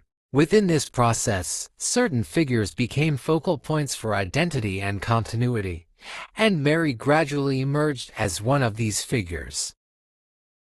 One of the earliest references that may connect Mary to the developing community appears in a text traditionally associated with the Acts of the Apostles. In this passage, a group of individuals is described as gathering together in a unified setting, engaged in collective activity and expectation. Among those present is a reference to a woman identified as the mother of Jesus. While the text does not elaborate on her role or actions, her inclusion is significant. It suggests continuity between the earlier narrative of Jesus' life and the emerging communal structure that followed. Scholars interpret this brief reference in several ways. Some view it as evidence that Mary maintained a presence within the early community, participating in its shared experiences and practices. Others approach it more cautiously, noting that the text provides limited detail and may serve a symbolic function rather than a strictly historical one. Regardless of interpretation, the passage indicates that Mary was not entirely absent from early collective memory. As Christian communities developed, they faced the challenge of defining their identity and articulating their beliefs. This process involved not only the interpretation of central events but also the roles of key individuals associated with those events. Mary's position as the mother of Jesus placed her in a unique category. She was connected to the origins of the movement yet did not occupy a formal leadership role within its early structure. This duality contributed to the evolving ways in which she was understood. In the 1st and 2nd centuries, references to Mary outside the canonical texts begin to appear in various writings. These include early theological reflections, apologetic works, and apocryphal literature. While the reliability of these sources varies, they provide valuable insight into how Mary's image was being shaped. In some cases, she is presented as a model of faith and obedience, reflecting themes already present in earlier texts. In others, her role is expanded to include additional narrative detail and symbolic meaning. One notable development during this period is the increasing interest in Mary's early life and background. As mentioned in earlier sections, texts such as the Protovangelium of James offer elaborate accounts of her birth, upbringing, and dedication. These narratives, though not historically verifiable, played a significant role in shaping later traditions.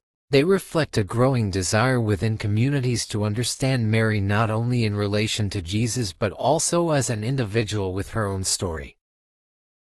The emergence of these traditions can be understood within the broader context of religious development. As communities seek to deepen their understanding of foundational figures, they often expand upon existing narratives. This process involves both preservation and innovation, as elements of earlier traditions are reinterpreted in light of new theological perspectives. Mary's evolving portrayal illustrates this dynamic clearly. Another important aspect of this period is the development of theological reflection concerning the nature of Jesus.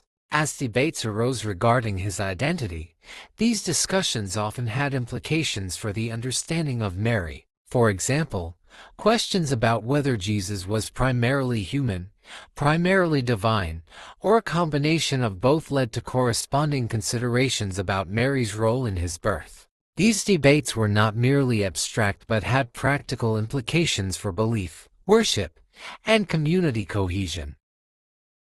In this context, Mary began to be associated with specific theological concepts. While these concepts would be more formally defined in later centuries, their roots can be traced to this early period. She was increasingly seen not only as a historical figure but also as a symbol representing certain aspects of belief. This symbolic dimension contributed to her growing prominence within the developing tradition. The geographical spread of early Christianity also influenced the interpretation of Mary. As the movement expanded beyond its original setting in Judea to regions such as Asia Minor, Egypt, and eventually Europe, it encountered diverse cultural contexts. Each of these contexts brought its own perspectives, values, and modes of expression. As a result, Mary's image was adapted in ways that resonated with local traditions while maintaining core elements of the original narrative. In Egypt, for example, the presence of established religious traditions that included prominent female figures may have influenced how Mary was perceived. While direct connections are difficult to establish, the cultural environment likely contributed to the development of her image as a figure of importance and reverence. Similarly, in other regions, local customs and artistic styles shaped the ways in which she was represented and understood. The role of language and translation is also significant in this process. As texts were translated from one language to another, subtle shifts in meaning could occur. These shifts sometimes affected the interpretation of key terms and concepts related to Mary. Over time, these variations contributed to the diversity of traditions that developed across different regions. Another dimension of Mary's development in early communities is her association with themes of purity, faithfulness, and obedience. These attributes, emphasized in earlier texts, became central to her identity in later interpretations. They were often presented as ideals for individuals within the community, reinforcing moral and ethical values. Mary's portrayal thus served both a theological and a practical function, providing a model for behavior and belief. It is important to note that the elevation of Mary's status was not uniform across all early communities. Different groups placed varying levels of emphasis on her role, depending on their theological priorities and cultural context. Some traditions focused more on other aspects of belief, while others developed a more extensive framework for understanding Mary's significance. This diversity reflects the broader complexity of early Christianity as a whole. Archaeological evidence from this period provides limited but relevant insights. Early inscriptions, artistic representations, and architectural remains offer glimpses into how Mary was remembered and honored. For example, some early Christian sites include references that may be associated with her, indicating a degree of recognition within communal spaces. While these findings do not provide detailed narratives, they support the idea that Mary's significance was growing during this time. The process of canon formation, in which certain texts were recognized as authoritative while others were excluded, also influenced the development of Mary's image. The selection of texts shaped the available sources for understanding her, while excluded writings continued to circulate in various forms. This duality contributed to the coexistence of official and alternative traditions, each offering different perspectives on her role. In addition to textual and archaeological evidence, the development of communal practices provides insight into Mary's evolving significance. Early forms of worship and commemoration began to include references to key figures, and over time, Mary became part of this framework in certain communities. These practices laid the groundwork for later, more formal expressions of devotion. The study of Mary in early Christian communities also intersects with broader questions about the role of women in religious history. While leadership roles were often limited, women played essential roles in the formation and maintenance of communities. Mary's evolving image can be seen as both reflecting and influencing perceptions of women within these contexts. Her portrayal as faithful and significant contributed to discussions about the place of women in religious life. Modern scholarship approaches this period with an emphasis on interdisciplinary analysis. By combining textual study, historical context, and archaeological evidence, researchers aim to reconstruct a nuanced understanding of how Mary's role developed. This approach acknowledges both the limitations of the sources and the richness of the traditions that emerged. In conclusion, the period of early Christian communities represents a critical stage in the development of Mary's significance. While direct references to her remain limited, the processes of memory, tradition, and theological reflection contributed to a gradual expansion of her role. Through these processes, Mary transitioned from a figure within narrative accounts to a central presence in the collective identity of communities. This transformation set the stage for further developments in subsequent centuries, where her significance would continue to grow and take on new dimensions. Part 9: Theological Debates and the Formation of Marian Doctrine 2nd–5th century. Between the 2nd and 5th centuries, the figure of Mary underwent a profound transformation within Christian thought. This period was marked by intense theological debate, institutional consolidation, and the gradual formulation of doctrines that would define orthodoxy for centuries. Mary's role evolved significantly during this time, not primarily because of new historical information about her life, but because of ongoing discussions about the nature of Jesus and the implications of those discussions for understanding his mother. The central issue driving these developments was the question of Christ's identity. Early Christian communities held a range of views regarding whether Jesus should be understood as primarily human, primarily divine, or a union of both. These debates were not abstract philosophical exercises. They were closely tied to worship practices, scriptural interpretation, and community identity. As positions crystallized, the need to articulate clear doctrinal statements became increasingly urgent.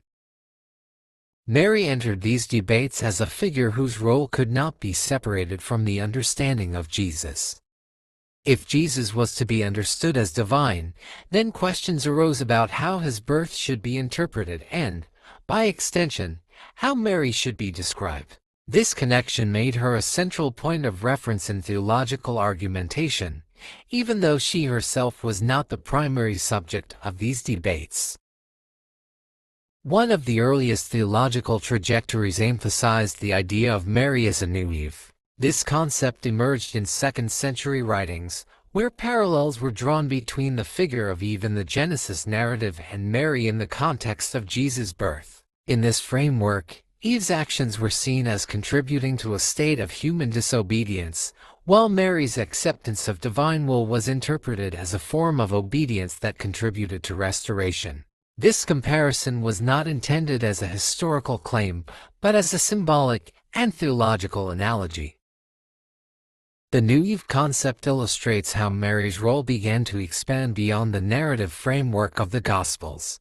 She was no longer only a participant in specific events but also a figure through whom broader theological themes could be expressed. This symbolic dimension allowed her to be integrated into discussions about human nature, redemption, and divine interaction with the world.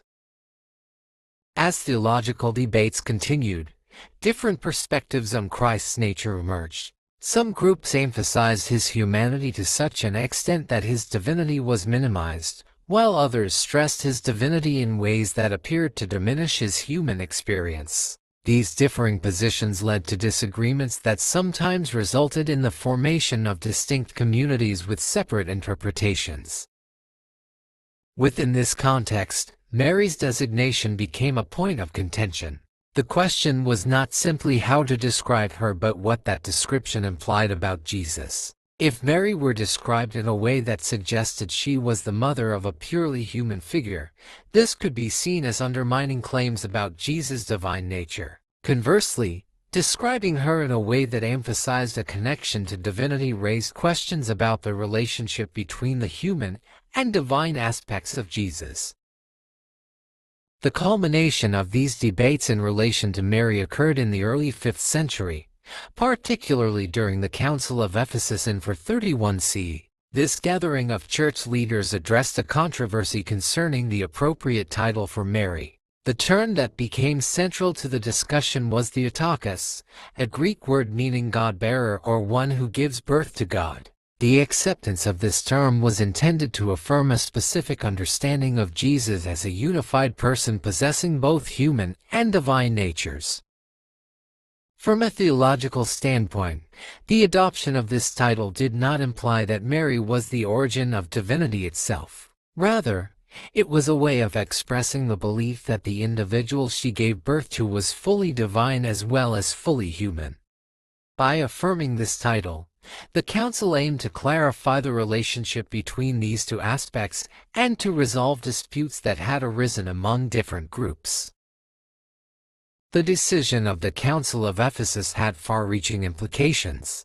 It established a framework that would influence subsequent theological development and contributed to the standardization of doctrine within the broader Christian tradition. For Mary, it marked a significant elevation in status, as her role became formally recognized within an official doctrinal statement.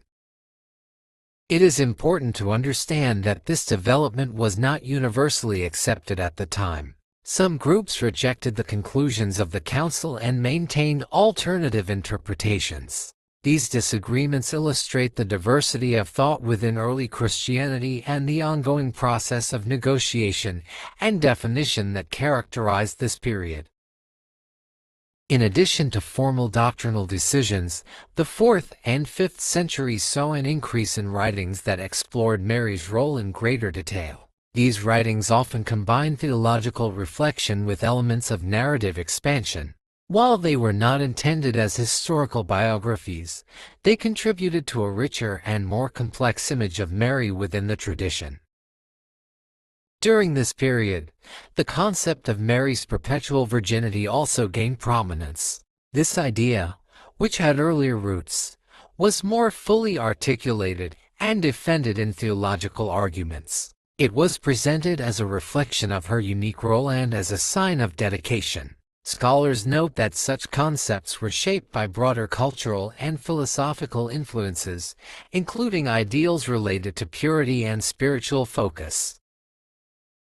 The development of Marian doctrine was also influenced by the broader cultural context of the late Roman Empire. As Christianity became more established and eventually received imperial support, its institutions and practices underwent significant transformation. This included the construction of places of worship, the organization of liturgical practices, and the formalization of teaching.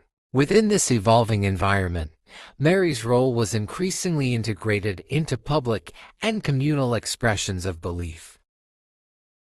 Artistic representation began to play a more visible role during this period.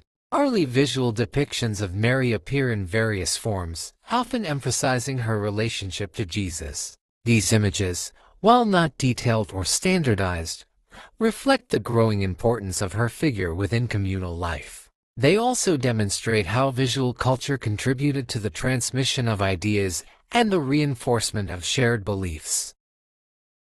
Another important factor in this period is the development of language and terminology. Theological discussions often involve precise definitions and distinctions, and the terms used to describe Mary were carefully chosen to align with broader doctrinal positions.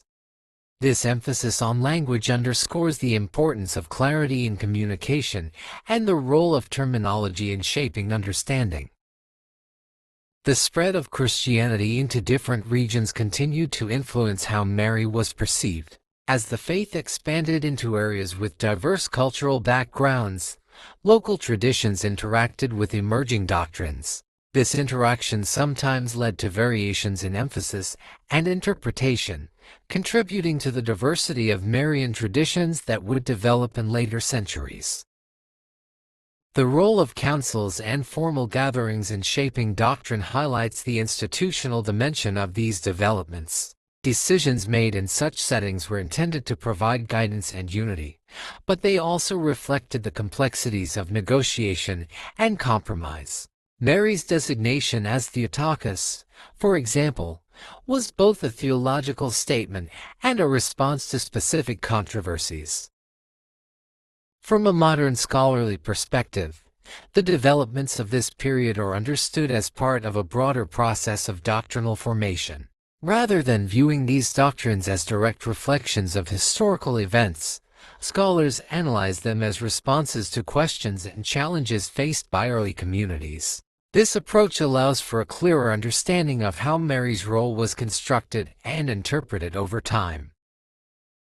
It is also important to recognize that these developments had a lasting impact on subsequent history. The doctrines formulated during this period became foundational for later theological reflection, influencing liturgy, art, and popular devotion.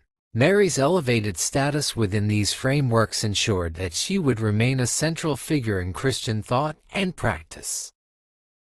At the same time, the process of doctrinal formation did not eliminate diversity. Different traditions continued to interpret Mary's role in distinct ways, leading to a range of perspectives that persist to the present.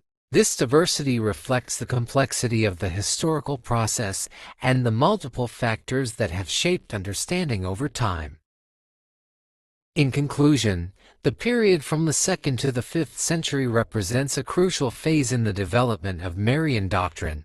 Through a combination of theological debate, institutional decision-making, and cultural interaction, Mary's role was significantly expanded and defined. While these developments were not based on new historical information about her life, they reflect the evolving needs and beliefs of the communities that engaged with her story. This transformation laid the foundation for the continued growth of Marian tradition in the centuries that followed.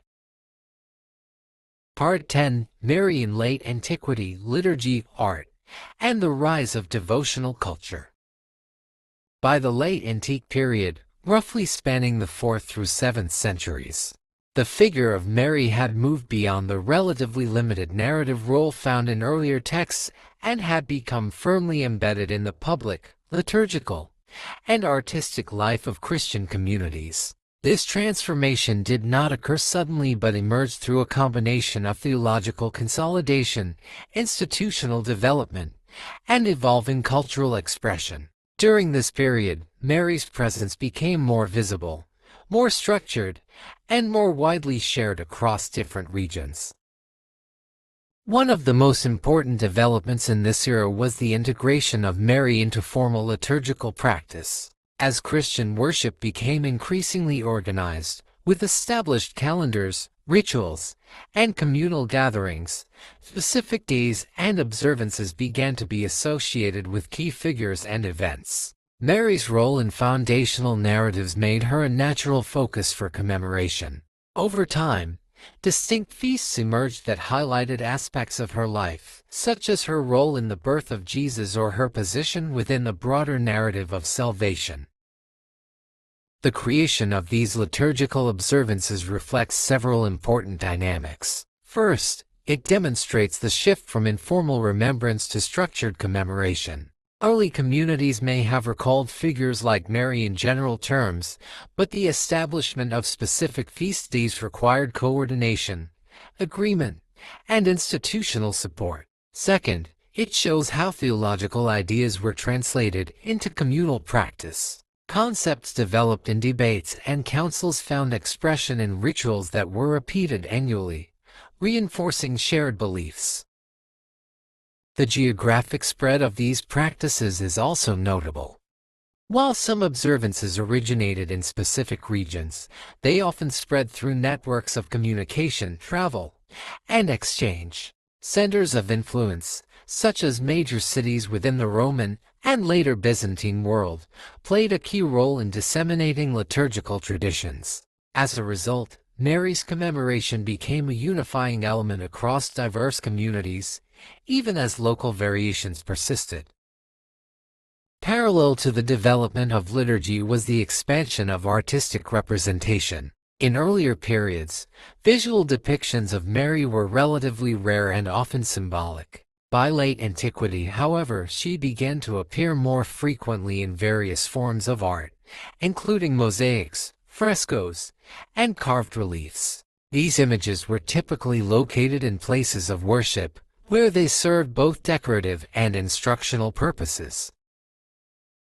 The style and content of these representations varied depending on region and artistic tradition.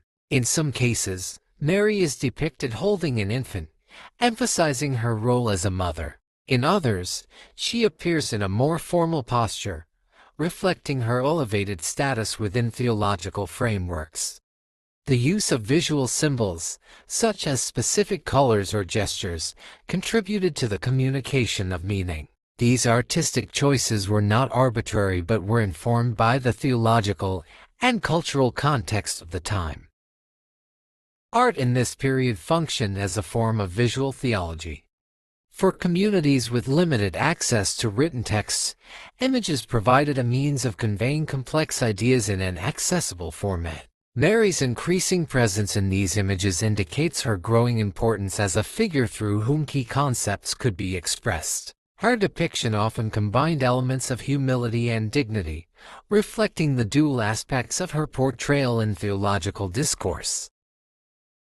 Another significant development during this time was the construction of buildings and spaces associated with Mary. As Christianity gained institutional strength, resources were invested in the creation of churches and shrines. Some of these were dedicated specifically to Mary, marking a shift toward more focused forms of commemoration. These sites often became centers of gathering, attracting individuals from surrounding areas and, in some cases, from distant regions. The emergence of such sites contributed to the development of pilgrimage practices. Individuals traveled to locations associated with significant figures or events, seeking connection, reflection, or participation in communal rituals. While pilgrimage had precedence in earlier traditions, its expansion in late antiquity reflects the increasing organization and reach of Christian practice. Mary's association with certain locations, whether based on historical memory or later tradition, made her an important figure within this movement. The rise of devotional culture during this period also involved the composition of hymns, prayers, and other forms of expression that incorporated references to Mary.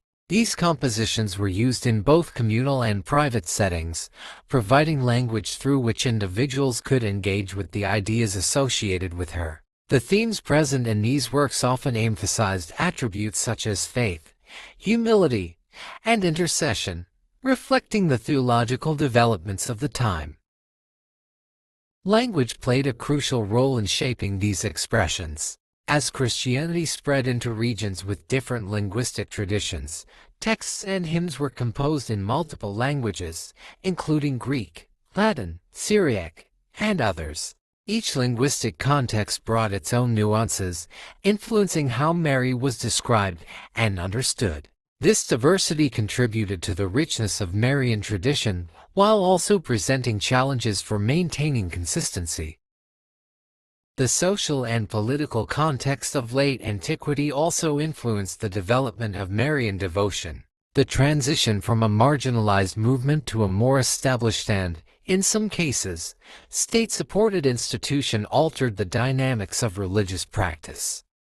Public expressions of belief became more visible, and figures like Mary were incorporated into broader cultural frameworks. This integration sometimes reflected the values and priorities of ruling authorities, as well as those of local communities. At the same time, the period was marked by internal diversity and ongoing debate. Different regions and groups emphasized various aspects of Mary's role, leading to a range of practices and interpretations. While councils and official statements provided a degree of standardization, local traditions continued to evolve independently. This interplay between central authority and local expression is a key feature of the period. The development of Marian titles and descriptions during this time further illustrates the expansion of her role. Building on earlier theological discussions, additional terms were introduced to capture different aspects of her significance. These titles often carried specific meanings within theological frameworks, reflecting ongoing efforts to articulate complex ideas in precise language. Their use in liturgy and art reinforced their acceptance within the broader community. It is also important to consider the role of memory in this process. As time passed, the distance between Mary's historical life and the communities that revered her increased. This distance allowed for greater flexibility in interpretation, as direct historical constraints became less immediate. At the same time, it created a need for mechanisms to preserve and transmit tradition. Liturgy, art, and written texts all served this function, ensuring continuity while allowing for adaptation. From a scholarly perspective, the study of this period involves analyzing multiple types of evidence. Textual sources provide insight into theological development and liturgical practice, while archaeological findings offer information about physical spaces and artistic representation. By combining these approaches, researchers can develop a more comprehensive understanding of how Mary's role evolved. The rise of devotional culture also had implications for individual experience. As practices became more structured, individuals had access to a range of ways to engage with their beliefs. Participation in liturgical observances, viewing of artistic representations, and recitation of prayers all contributed to a shared sense of identity. Mary's presence within these practices provided a focal point for reflection and connection. Despite the expansion of Marian devotion, it is important to recognize that this development was not uniform or uncontested. Some communities placed greater emphasis on other aspects of belief, and variations in practice persisted. These differences highlight the complexity of religious development and the multiple factors that influence it. In examining Mary's role in late antiquity, it is also necessary to distinguish between historical reconstruction and the study of tradition. While the historical details of her life remain limited, the traditions that developed around her provide valuable insight into the beliefs and values of the communities that created them. These traditions, in turn, influenced subsequent generations, shaping the course of religious and cultural history. The integration of Mary into liturgy, art, and devotional practice during this period represents a significant stage in her historical trajectory. It marks the point at which she becomes not only a figure of narrative importance but also a central element of communal identity and expression. This transformation laid the groundwork for further developments in the medieval period, where Marian devotion would continue to expand and diversify. In conclusion, the late antique period was a time of consolidation and expansion for the figure of Mary. Through the development of liturgical observances, artistic representation, and devotional practices, her role became more visible and more deeply embedded in the life of Christian communities. These developments reflect the interplay of theology, culture, and institutional structure, demonstrating how a figure from a specific historical context can become a central element of a global tradition. Part 11. Mary in the Medieval World: Theology, Society, and Expanding Devotion. The medieval period, extending roughly from the 6th to the 15th century, represents one of the most expansive phases in the development of Mary's significance. During this time, her role moved beyond doctrinal definition and liturgical inclusion into a deeply embedded presence within social life, intellectual thought, artistic production, and everyday religious practice. This era is essential for understanding how Mary became one of the most widely recognized and influential figures in global religious history. The foundation for medieval Marian development had already been established in late antiquity through doctrinal decisions and early devotional practices. As these foundations spread across Europe and parts of the Near East, they encountered societies undergoing transformation. Political structures shifted, new kingdoms emerged, and cultural identities were formed. Within this changing landscape, Mary became a unifying and stabilizing symbol that could be adapted to different social and cultural needs. One of the defining features of the medieval period was the increasing systematization of theology. Scholars and religious thinkers sought to organize and explain beliefs in a coherent and structured manner. Within this intellectual environment, Mary's role was examined in greater depth. Theological discussions addressed questions related to her nature, her role in the narrative of salvation, and the implications of her relationship to Jesus. During this time, several key ideas about Mary gained prominence. These included her perpetual virginity, her exceptional purity, and her unique position among human beings. These concepts were not new, but they were more fully articulated and defended in medieval theological writings. The development of these ideas was influenced by broader philosophical trends, including the use of reason and logic to explore questions of belief. The medieval period also saw the rise of scholasticism, an intellectual movement that emphasized rigorous analysis and debate. Within this framework, theologians examined Marian concepts with careful attention to language, definition, and consistency. Arguments were constructed to support specific positions, often drawing on earlier texts, scriptural interpretation, and logical reasoning. This process contributed to the refinement of Marian doctrine and its integration into broader theological systems. At the same time, Marian devotion expanded significantly at the level of popular practice. While theological discussions were often confined to educated circles, devotion to Mary became widespread among the general population. This devotion took many forms, including prayer, pilgrimage, and participation in festivals. Mary was seen as an accessible and compassionate figure, one who could be approached in times of need.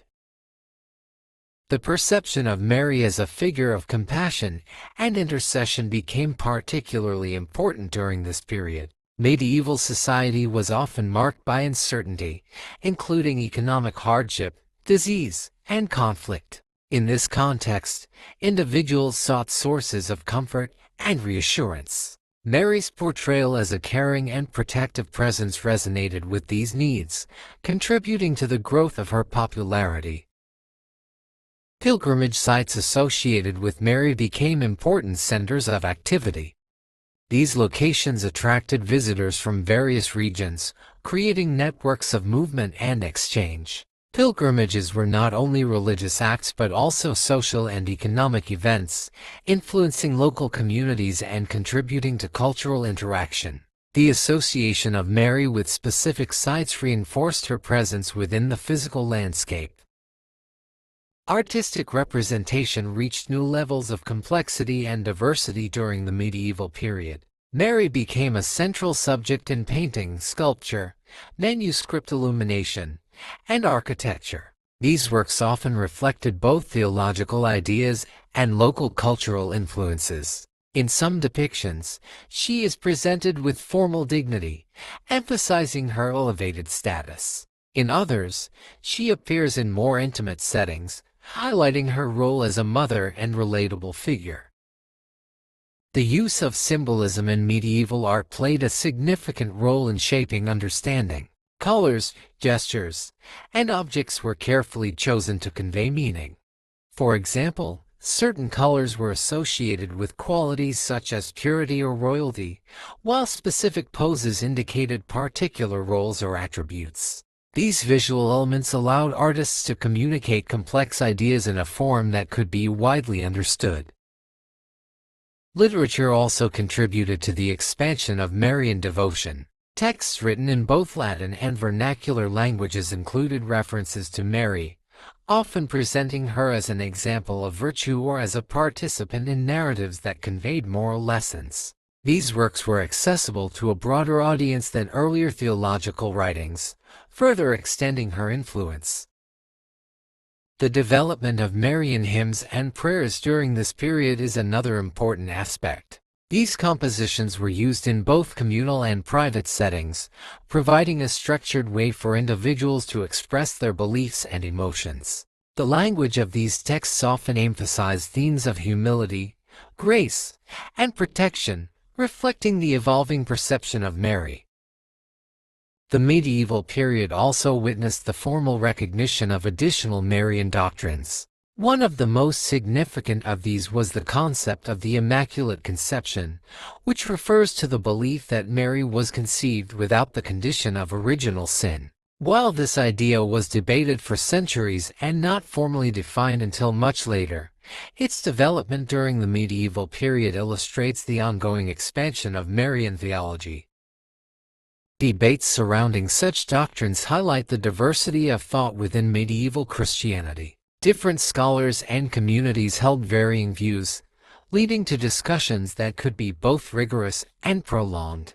These debates were an essential part of the intellectual life of the period, contributing to the refinement of ideas and the clarification of positions. The role of institutions, particularly monasteries and universities, was crucial in this process. These centers of learning provided the environment in which theological exploration could take place. They also served as hubs for the production and dissemination of texts, ensuring that ideas about Mary were shared across regions. Social structures in the medieval period also influenced Marian devotion. The hierarchical nature of society, with its emphasis on authority and order, found a parallel in the way Mary was sometimes portrayed. She could be seen as a figure of authority within a spiritual hierarchy, while also remaining accessible to individuals at all levels. This dual role contributed to her widespread appeal. At the same time, Mary's image was adapted to reflect local traditions and identities. In different regions, she was associated with specific cultural elements, resulting in a variety of representations and practices. This adaptability allowed her to become a truly universal figure, capable of resonating with diverse communities. The impact of Marian devotion on daily life was significant. It influenced not only religious practice but also social customs, artistic expression, and even aspects of governance. References to Mary appeared in legal documents, public ceremonies, and personal correspondence, indicating the extent of her integration into medieval society. From a historical perspective, the study of this period involves analyzing a wide range of sources. These include theological writings, artistic works, liturgical texts, and archaeological evidence. By examining these materials, scholars can trace the development of Marian devotion and its interaction with broader historical trends. It is important to recognize that the expansion of Marian devotion during the medieval period was not without tension. Different groups emphasized different aspects of belief, and disagreements sometimes arose regarding the appropriate extent and form of devotion. These tensions reflect the dynamic nature of religious development and the ongoing negotiation of ideas. In addition to its internal dynamics, medieval Marian devotion also had external implications. As Christianity interacted with other cultures and religions, Mary's figure became a point of comparison and dialogue. Her presence in multiple traditions, particularly in Islam, provided opportunities for shared reference, even as differences in interpretation remained. The long-term effect of medieval developments cannot be overstated. The structures, practices, and ideas established during this period continued to influence subsequent centuries. They provided the foundation for later expressions of Marian devotion, including those that emerged during the Renaissance and beyond.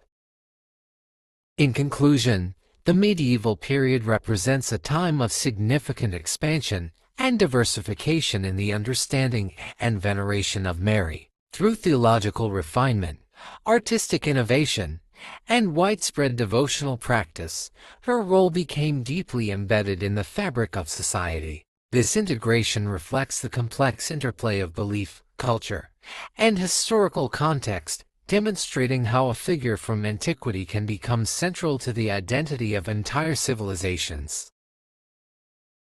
Part 12: Mary in the Renaissance and Early Modern Period, Reform, Critique, and Continuity.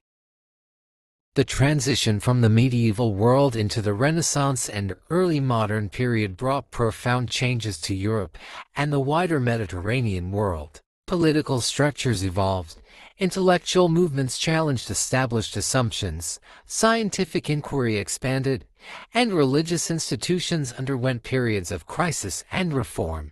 Within this atmosphere of transformation, the figure of Mary remained deeply significant, yet the ways in which she was understood, represented, and discussed began to shift in important ways. The Renaissance, beginning in parts of Italy during the 14th century and gradually spreading across Europe, introduced renewed interest in classical learning, human-centered artistic expression, and critical scholarship. This movement affected nearly every aspect of intellectual and cultural life, including theology and religious art. Mary continued to occupy a central place in Christian imagination, but Renaissance culture increasingly portrayed her through the lens of human realism, emotional depth, and aesthetic refinement. Medieval representations of Mary had often emphasized symbolic grandeur and spiritual authority. By contrast, Renaissance artists frequently sought to depict her as emotionally accessible and physically realistic. Painters explored expressions of tenderness, contemplation, sorrow, and maternal care. The emphasis on anatomical precision, perspective, and natural landscapes transformed Marian imagery into something more intimate and psychologically complex. This artistic evolution reflected broader philosophical changes. Renaissance humanism encouraged attention to human experience, emotion, and individuality. Within this framework, Mary was not only a theological figure but also a human mother navigating moments of uncertainty, responsibility, and grief. Artists attempted to communicate these dimensions visually, making her image more relatable to viewers. The rise of major artistic centers contributed significantly to the spread of Marian imagery. Wealthy patrons, religious institutions, and civic authorities commissioned works featuring Mary for churches, chapels, public buildings, and private homes. These commissions often reflected local identities and political aspirations in addition to religious devotion. Mary could symbolize protection over cities, dynasties, or communities, reinforcing her role beyond strictly theological contexts. The invention of the printing press in the 15th century further transformed Marian devotion. Before the widespread use of print technology, religious texts and images were relatively limited in circulation due to the labor-intensive nature of manuscript production. Printing allowed prayers, devotional books, theological discussions, and visual representations related to Mary to reach much larger audiences. This expansion of access had several consequences. Ordinary individuals who previously depended mainly on oral teaching or public worship could now engage with devotional materials more directly. Marian prayers and meditations became increasingly standardized across regions, while local variations still persisted. The printing press also facilitated debate, criticism, and reinterpretation, all of which became highly significant during the religious upheavals of the 16th century. The Protestant Reformation, initiated in the early 16th century, marked one of the most decisive turning points in the history of Marian devotion. Reformers challenged many aspects of late medieval religious practice, including what they viewed as excessive focus on saints and devotional traditions. Mary's role became one of the subjects of intense theological disagreement. It is important to understand that the major reformers did not reject Mary entirely. Most continued to respect her as the mother of Jesus and acknowledged her importance within biblical narratives. However, they questioned certain doctrines, devotional practices, and forms of veneration that had developed over centuries. The central issue was not Mary's historical role itself but the extent and nature of devotion directed toward her. Some reformers argued that devotional practices surrounding Mary had overshadowed the primary focus on God and Jesus. They criticized prayers asking for Mary's intercession, pilgrimages associated with Marian shrines, and traditions they believed lacked sufficient scriptural basis. In response, supporters of established traditions defended these practices as meaningful expressions of faith and continuity with earlier generations. These debates fundamentally reshaped the religious landscape of Europe. Regions influenced by Protestant reform generally reduced Marian imagery and devotional practices, while regions that remained aligned with the Roman Catholic tradition often reaffirmed and intensified Marian devotion. This divergence created distinct religious cultures with differing attitudes toward Mary. The Catholic response to the Reformation, often called the Counter-Reformation or Catholic Reformation, placed renewed emphasis on clarity, discipline, and public expression of faith. Within this context, Mary retained a central role. Church authorities encouraged forms of devotion that were emotionally engaging yet doctrinally structured. Art, music, and architecture became powerful tools for communicating religious identity, and Marian themes featured prominently in these efforts. Baroque art, which flourished during the 17th century, intensified emotional and dramatic expression in religious imagery. Mary was frequently depicted in scenes filled with movement, light, and symbolic richness. These representations sought to inspire awe, reflection, and emotional participation. The artistic language of the Baroque period reflected the broader goals of the Catholic Reformation, to engage the senses and strengthen communal identity through visually compelling experiences. At the same time, the early modern period witnessed significant global expansion through exploration, trade, and colonization. European powers established connections with regions across the Americas, Africa, and Asia, carrying their religious traditions with them. Marian devotion became part of this global movement, adapting to new cultural environments and interacting with local traditions. In many regions, local interpretations of Mary emerged that reflected indigenous artistic styles, social realities, and historical experiences. These developments demonstrate the adaptability of Marian symbolism. Rather than remaining confined to its original Mediterranean context, Mary's image evolved within entirely new cultural frameworks. The interaction between Marian devotion and local traditions could be complex. In some cases, Mary became associated with existing symbols of motherhood, compassion, or protection, creating forms of religious expression that combined elements from different cultural backgrounds. Scholars study these processes carefully, recognizing both the creativity involved and the power dynamics associated with colonial expansion. The early modern period also saw increased scholarly engagement with biblical languages, historical texts, and critical interpretation. Humanist scholars emphasized returning to original sources, leading to more detailed examination of scripture and early Christian writings. This approach affected discussions about Mary by encouraging closer analysis of the textual foundations for Marian doctrines and practices. These scholarly developments did not eliminate devotion but introduced new methods of inquiry. Questions about historical context, linguistic nuance, and textual transmission became increasingly important. As a result, discussions about Mary were no longer confined solely to theology and worship but also became subjects of historical and philological investigation.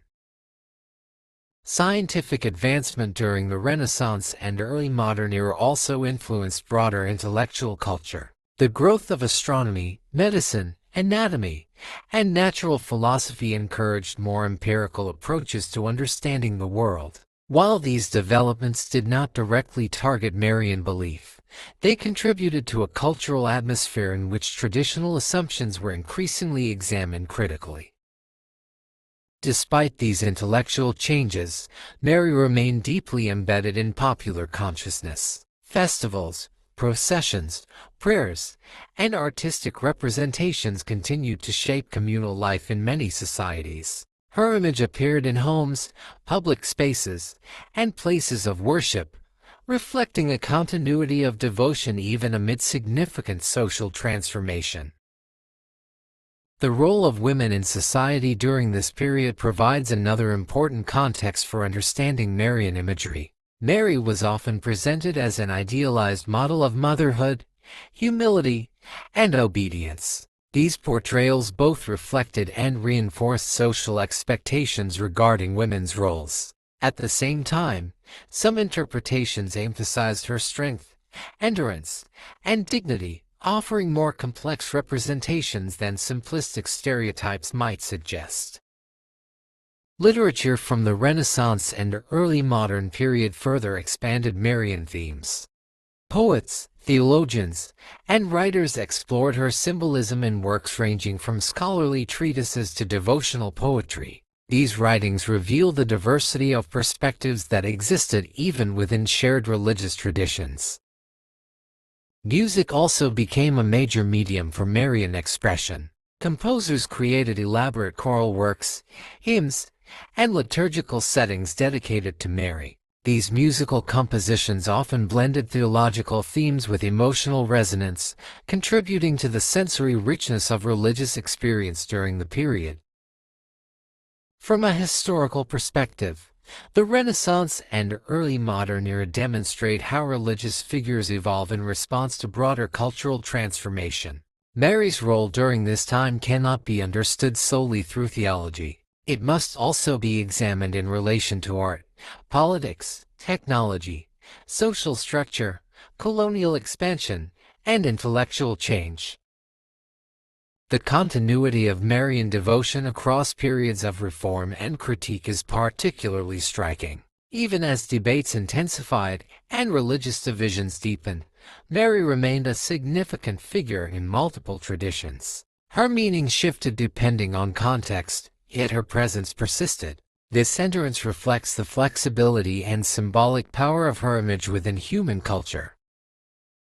Modern scholars approach this period by analyzing both continuity and change. Rather than viewing Marian devotion as static, they examine how communities adapted inherited traditions to address those circumstances. This perspective highlights the dynamic nature of religious history and the ways in which symbols are continually reinterpreted. In conclusion, the Renaissance and early modern period reshaped the understanding of Mary in profound ways. Through artistic innovation, theological debate, technological change, and global expansion, her image became more diverse and more deeply integrated into multiple dimensions of society. The era's tensions between reform and continuity reveal not only changing religious structures but also the enduring human need for symbols that embody compassion, identity, and meaning. Part 13. Mary in Islam, Quranic Representation, Theology, and Shared Heritage. Among the many dimensions of Mary's historical and cultural significance, one of the most remarkable is her important position within Islam. While Mary is most commonly associated in global consciousness with Christianity, the Islamic tradition also grants her extraordinary respect and recognition. In fact, Mary occupies a unique position in the Quran and broader Islamic thought, where she is presented not only as the mother of Jesus, known in Islam as Isa, but also as one of the most honored women in religious history. The study of Mary in Islam offers valuable insight into shared religious heritage, interfaith connections, and the ways in which historical figures can acquire meaning across multiple traditions. It also demonstrates how religious narratives evolve within distinct theological frameworks while preserving certain common themes. The Quran refers to Mary, or Maryam in Arabic, more directly and extensively than the New Testament does in some respects. She is the only woman mentioned by name throughout the Quran, and an entire chapter, Surah Maryam, is named after her. This alone reflects her elevated status within Islamic scripture and distinguishes her from nearly all other female figures in the text. The Quranic portrayal of Mary shares certain similarities with Christian traditions but also differs in important theological ways. Islam recognizes the miraculous birth of Jesus and presents Mary as a figure of purity, devotion, and obedience to God. However, Islamic theology strongly emphasizes divine unity and rejects concepts associated with divinity being shared or incarnated in human form. As a result, Mary's role in Islam is highly honored but understood within a different doctrinal structure than in most Christian traditions. The Quranic narrative concerning Mary begins before the birth of Jesus and includes references to her family background and upbringing. Islamic tradition identifies her as the daughter of Imran and describes her mother as dedicating her to religious service even before her birth. These accounts parallel certain themes found in early Christian apocryphal literature, particularly traditions that emphasized Mary's early dedication and exceptional purity. According to Islamic tradition, Mary was raised in an environment associated with worship and devotion. The Quran describes her receiving sustenance in a miraculous manner, which observers interpreted as a sign of divine favor. These descriptions emphasize her spiritual distinction and reinforce the perception that she was chosen for a unique purpose. One of the most significant aspects of Mary's Quranic portrayal is the Annunciation narrative, in which she receives news of the coming birth of Jesus. The Quran describes angelic communication informing her that she will bear a son despite remaining untouched by a man. Mary's reaction includes surprise and questioning, reflecting a human response to extraordinary news. The narrative then emphasizes divine power and the idea that God creates according to divine will. While there are parallels between this account and Christian narratives, the theological interpretation differs substantially. In Islam, the miraculous birth of Jesus is understood as a sign of God's creative power rather than evidence of divine incarnation. Jesus is regarded as a prophet of exceptional status, but not as divine. Consequently, Mary's role is interpreted within a framework centered on prophecy and submission to God rather than participation in divine nature. The Quran also presents Mary as enduring social difficulty and emotional hardship associated with the birth of Jesus. One passage describes her withdrawing to a distant place during childbirth and expressing distress over the situation she faces. This depiction highlights her humanity and vulnerability while simultaneously portraying divine support and reassurance. Scholars have noted that the Quranic emphasis on Mary's emotional and physical experience creates a vivid and deeply human portrayal. Unlike purely symbolic representations, these passages focus on her isolation, fear, endurance, and trust. This dimension has contributed significantly to her resonance within Islamic spirituality and literature. The story of Jesus speaking as an infant, found in Islamic tradition, also serves an important role in defending Mary's reputation against accusations from her community. According to the Quranic account, the infant Jesus miraculously speaks to affirm his prophetic mission and vindicate his mother. This narrative highlights themes of justice, innocence, and divine intervention. Mary's status in Islam is reinforced through various prophetic traditions and later theological reflections. Islamic scholars across centuries have described her as one of the greatest women in human history. Her purity, humility, and devotion are frequently emphasized, and she is often presented as a model of spiritual excellence. At the same time, Islamic tradition generally avoids forms of devotion directed toward Mary that resemble certain Christian practices. While she is deeply respected, she is not viewed as an intercessory figure in the same doctrinal sense found in many Christian traditions. The distinction reflects broader theological differences concerning worship, mediation, and divine unity. The relationship between Islamic and Christian understandings of Mary is historically significant because it reveals both continuity and divergence within Abrahamic traditions. Both religions recognize her extraordinary role, affirm her moral and spiritual distinction, and associate her with the miraculous birth of Jesus. However, the meanings attached to these beliefs differ according to each tradition's theological foundations. This shared recognition has often made Mary an important figure in interfaith dialogue. Scholars, religious leaders, and communities have pointed to her as a symbol of connection between Christians and Muslims. In regions where the two traditions historically coexisted, shared respect for Mary sometimes contributed to cultural interaction and mutual understanding.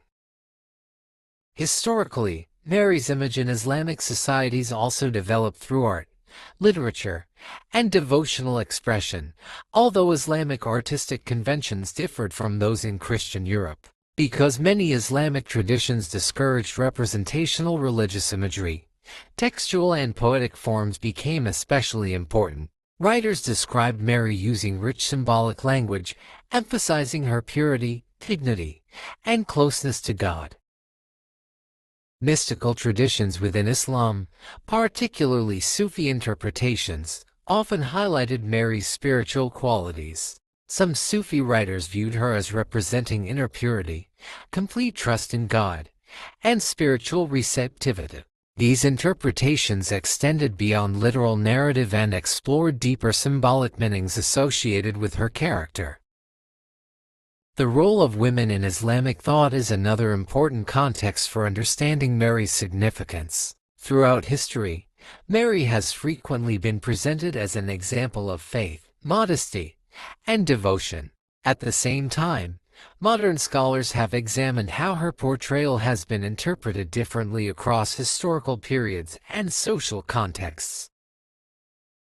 Some contemporary discussions focus on Mary as a figure of strength and independence within the Quranic narrative. Her endurance in difficult circumstances, direct communication with divine messengers, and personal spiritual distinction suggest dimensions that extend beyond passive obedience. These interpretations contribute to broader debates about gender and religious identity in modern scholarship. The historical transmission of stories about Mary also reflects the interconnectedness of late antique religious cultures. Arabia during the emergence of Islam was not isolated from surrounding Jewish and Christian traditions. Scholars studying the Quranic narratives often explore how earlier traditions may have influenced or paralleled Islamic accounts. However, Islamic tradition understands the Quran as divine revelation rather than as a product of literary borrowing. Academic study of these issues involves careful comparison of texts, languages, and historical environments. Researchers analyze similarities and differences between Quranic passages, canonical Christian writings, and apocryphal traditions to better understand the broader cultural world in which these narratives emerged. Mary's importance within Islam has also had social and geographical dimensions. Across regions including the Middle East, North Africa, South Asia, and parts of Southeast Asia, devotion and respect associated with Mary have appeared in various forms. Her name remains widely used, and references to her continue to appear in religious teaching, poetry, and public discourse.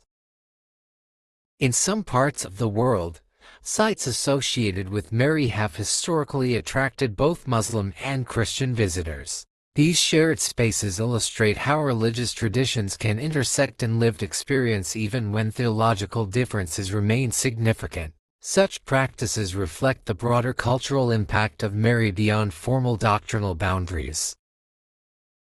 Modern interfaith initiatives frequently reference Mary as a bridge figure between traditions. Conferences, academic studies, and dialogue programs often use her shared significance as a starting point for broader discussions about mutual understanding and historical coexistence.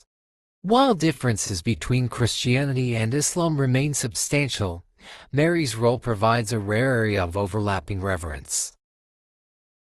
From a historical perspective, the inclusion of Mary in Islamic scripture significantly expanded her global influence. Through Islam's spread across multiple continents, Mary became recognized by millions of people far beyond the regions shaped primarily by Christianity. This development transformed her from a figure associated mainly with Mediterranean Christianity into one of the most universally acknowledged women in religious history.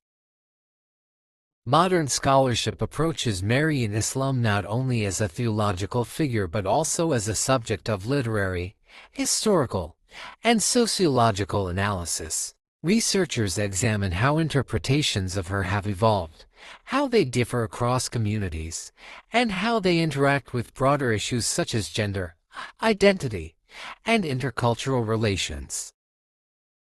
The enduring significance of Mary in Islam demonstrates the remarkable adaptability of historical and religious symbols. Although interpreted differently across traditions, her image continues to convey themes of faith, humility, endurance, and divine favor. These themes transcend specific doctrinal frameworks and contribute to her lasting relevance across cultures and centuries. In conclusion, Mary's place within Islam represents one of the most important examples of shared religious heritage in world history. The Quranic portrayal of Maryam combines reverence, humanity, and spiritual distinction within a theological framework centered on divine unity and prophecy. Through centuries of interpretation, artistic expression, and devotional reflection, Mary became not only a figure of Islamic respect but also a bridge between civilizations and traditions.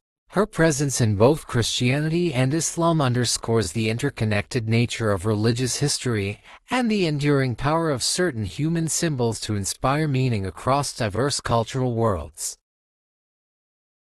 Part 14: Mary in Global Art, Architecture, and Visual Culture. Few historical or religious figures have influenced global visual culture as profoundly as Mary. Across centuries and continents, her image has appeared in paintings, mosaics, sculptures, illuminated manuscripts, stained glass windows, architecture, music-associated visual traditions, and later forms of photography and cinema-inspired religious imagery. The artistic legacy connected to Mary represents not only devotional history but also the broader evolution of human creativity, symbolism, politics, and cultural identity. The study of Marian art is not limited to theology. It intersects with the history of aesthetics, anthropology, sociology, architecture, and even economics. Images of Mary were commissioned by emperors, kings, merchants, religious institutions, and ordinary individuals. They appeared in monumental cathedrals as well as in small domestic spaces. Over time, Marian imagery became one of the most recognizable visual traditions in world civilization. The earliest known representations associated with Mary emerged in the late ancient world, particularly in underground burial spaces and early places of Christian worship. These early depictions were generally simple and symbolic. Artists often emphasized the relationship between Mary and the infant Jesus rather than presenting Mary alone.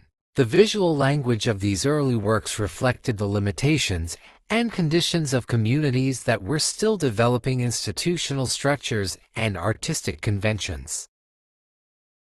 As Christianity became more established during the late Roman and Byzantine periods, Marian imagery expanded dramatically. Mosaics in churches and basilicas began portraying Mary in increasingly formal and elevated ways. Gold backgrounds, symmetrical composition, and ceremonial posture conveyed spiritual authority and transcendence. These artistic choices were not purely decorative. They reflected theological ideas concerning dignity, holiness, and cosmic order. The Byzantine tradition played a foundational role in shaping Marian iconography. In Byzantine art, icons were understood not merely as illustrations, but as windows into sacred reality. Mary was frequently depicted holding Jesus in carefully structured compositions that communicated theological meaning through gesture, color, and facial expression. Several specific iconographic styles became especially influential. One common form portrayed Mary pointing toward Jesus, emphasizing her role as guide or bearer of divine truth. Another emphasized tenderness between mother and child, highlighting emotional intimacy and compassion. These visual traditions spread across Eastern Europe, the Mediterranean, and eventually beyond. The use of gold in Byzantine Marian art deserves particular attention. Gold backgrounds symbolized eternity, divine light, and transcendence beyond ordinary earthly space.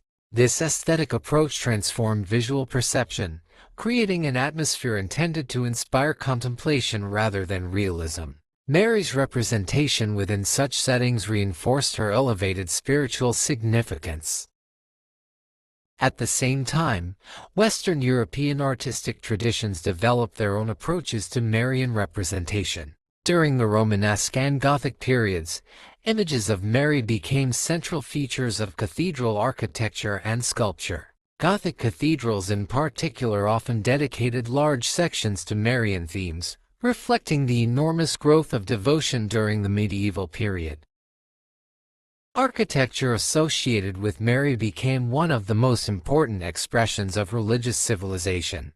Cathedrals dedicated to her were constructed across Europe, often requiring decades or even centuries to complete. These structures combined engineering innovation with symbolic design.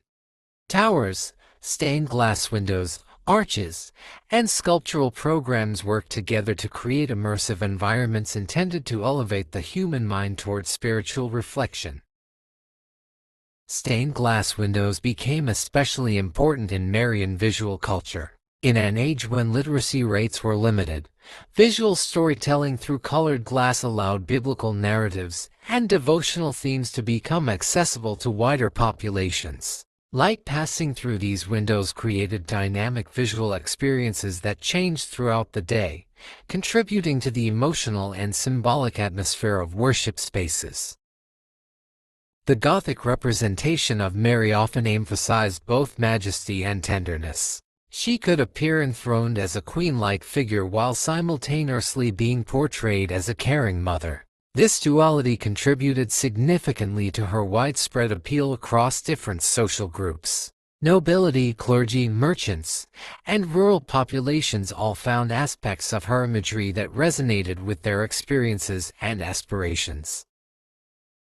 The Renaissance transformed Marian art through the introduction of realism, perspective, anatomical precision, and renewed attention to emotional depth. Artists studied human form and natural landscapes with unprecedented intensity. As a result, Marian paintings from this period often appear more humanized and psychologically nuanced than earlier works. Renaissance artists frequently placed Mary within idealized natural settings, combining theological symbolism with observations of the physical world. Landscapes, architecture, and atmospheric lighting became integral parts of composition. These changes reflected broader intellectual currents emphasizing harmony, proportion, and the beauty of creation. One of the defining characteristics of Renaissance Marian art was the portrayal of maternal emotion. Artists explored subtle facial expressions and body language to communicate tenderness, contemplation, sorrow, or serenity. These visual choices allowed viewers to connect with Mary not only as a theological symbol but also as a profoundly human figure. The invention of oil painting techniques also contributed to new possibilities in Marian imagery. Artists could create smoother transitions of light, more detailed textures, and richer color depth. This technological development expanded the emotional and visual impact of religious art. The Baroque era introduced another major transformation. Baroque Marian imagery emphasized movement, dramatic lighting, and emotional intensity. Paintings and sculptures from this period often depicted Mary within swirling compositions filled with clouds, rays of light, and symbolic elements. These works aimed to evoke powerful emotional responses and reinforce religious commitment during periods of social and theological conflict.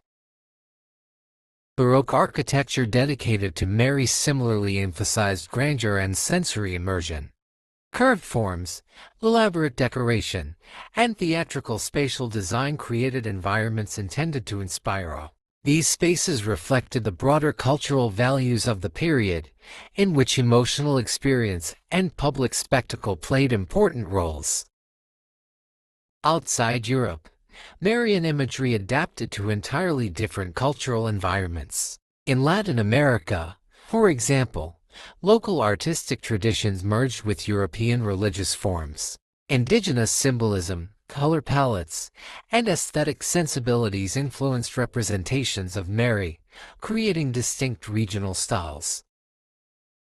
These adaptations demonstrate that Marian imagery was never entirely static. As it entered new societies, it interacted with existing artistic languages and cultural frameworks. In many cases, local communities reinterpreted Marian symbolism in ways that reflected their own historical experiences. In parts of Africa and Asia, similar processes occurred. Marian art absorbed local visual traditions while retaining recognizable core elements. This adaptability contributed significantly to Mary's global presence. Her image could be reshaped according to cultural context while still maintaining continuity with broader traditions. The relationship between Marian art and political authority is another important area of study. Rulers and states often used Marian imagery to reinforce legitimacy, unity, or divine favor. Public monuments, military banners, and royal patronage connected Mary's image with political identity and national narratives. In some historical periods, Marian symbols became associated with resistance movements or collective survival during crisis. Communities facing war, occupation, disease, or social upheaval often turned to Marian imagery as a source of emotional cohesion and hope. This illustrates how visual symbols can acquire layers of meaning far beyond their original theological context. The development of printing technologies expanded the accessibility of Marian images. Engravings, illustrated books, devotional cards, and later mass-produced prints allowed ordinary households to possess religious imagery on an unprecedented scale. Marian visual culture moved increasingly from monumental public spaces into personal and domestic environments. Photography and modern media introduced entirely new dimensions to Marian representation. In the 19th and 20th centuries, printed images, postcards, films, and eventually digital media transformed how Marian imagery circulated globally. Visual reproduction became faster, cheaper, and more standardized. At the same time, modern artistic movements sometimes reinterpreted Marian themes in experimental ways. Contemporary artists have explored Mary through abstract forms, social critique, feminist perspectives, and intercultural dialogue. These reinterpretations demonstrate that Marian imagery remains a living and evolving tradition rather than merely a historical artifact. Academic scholarship on Marian art has become highly interdisciplinary. Art historians examine stylistic development and symbolism, while anthropologists study devotional practices connected to images. Sociologists analyze the social role of Marian symbols, and historians explore their political and economic contexts. Modern feminist scholarship has also contributed important perspectives. Researchers examine how Marian imagery has influenced perceptions of femininity, motherhood, purity, and authority. Some scholars argue that traditional representations reinforced restrictive social ideals, while others emphasize the empowering dimensions of Mary's symbolic strength and endurance. The preservation of Marian art and architecture remains a major global concern. Countless cathedrals, manuscripts, sculptures, and paintings associated with Mary are considered part of humanity's cultural heritage. Restoration projects, museum collections, and digital archives aim to protect these works for future generations. Tourism and pilgrimage continue to shape the cultural significance of Marian sites today. Millions of people visit cathedrals, shrines, and museums associated with Marian history each year. These journeys are motivated by diverse reasons, including faith, historical interest, artistic appreciation, and cultural curiosity. The global familiarity of Mary's image is remarkable from a historical perspective. Few individuals from antiquity have remained visually recognizable across so many centuries and cultures. Her image transcended linguistic, political, and geographic boundaries in ways that few other figures have achieved. This widespread recognition reflects more than religious continuity alone. Mary's visual presence has endured because it connects with universal human themes such as motherhood, compassion, grief, hope, and resilience. Artists across generations repeatedly return to these themes, adapting them to new historical circumstances while preserving essential symbolic elements. In conclusion, Mary's influence on global art, architecture, and visual culture represents one of the largest and longest-lasting artistic traditions in human history. From early mosaics to contemporary digital representations, her image has shaped how societies express spirituality, identity, emotion, and beauty. The evolution of Marian visual culture demonstrates the extraordinary power of symbols to travel across civilizations, absorb new meanings, and remain culturally relevant for more than 2,000 years.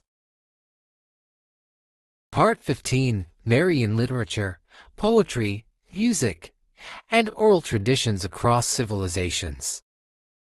Beyond theology, visual art, and architecture, the figure of Mary has exercised a profound influence on the literary and musical imagination of civilizations across centuries.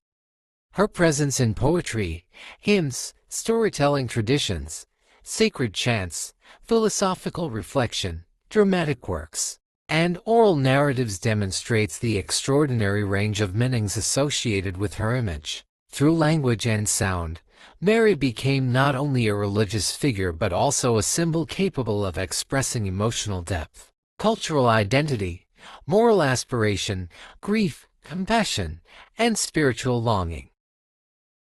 The literary tradition connected to Mary began in the earliest centuries of Christianity, when scriptural passages associated with her were incorporated into public recitation and communal worship. These texts were memorized, repeated, translated, and interpreted across generations. Over time, the act of speaking and singing these words became central to devotional life, embedding Marian themes deeply within cultural memory. One of the earliest literary dimensions of Marian tradition is the use of hymnic language. Ancient religious communities often expressed theological ideas through poetic structure because poetry aided memorization and emotional engagement. Rhythmic patterns, repetition, and symbolic imagery allowed complex beliefs to become accessible within communal settings. Mary's role in these hymns gradually expanded, moving from brief scriptural references to extensive poetic reflection. In the Eastern Christian world, particularly within Greek and Syriac traditions, Marian hymnography became highly sophisticated. Writers and composers created elaborate liturgical poetry that explored themes of motherhood, purity, divine mystery, and human redemption. These compositions frequently relied on layered symbolism and metaphor, drawing connections between Mary and images from nature, sacred history, and architecture. Syriac literary traditions, in particular, are known for their rich symbolic style. Poets used imagery involving gardens, light, rivers, temples, and celestial bodies to describe Mary's significance. These metaphors were not intended merely as decoration but as ways of expressing theological concepts that were considered difficult to explain directly.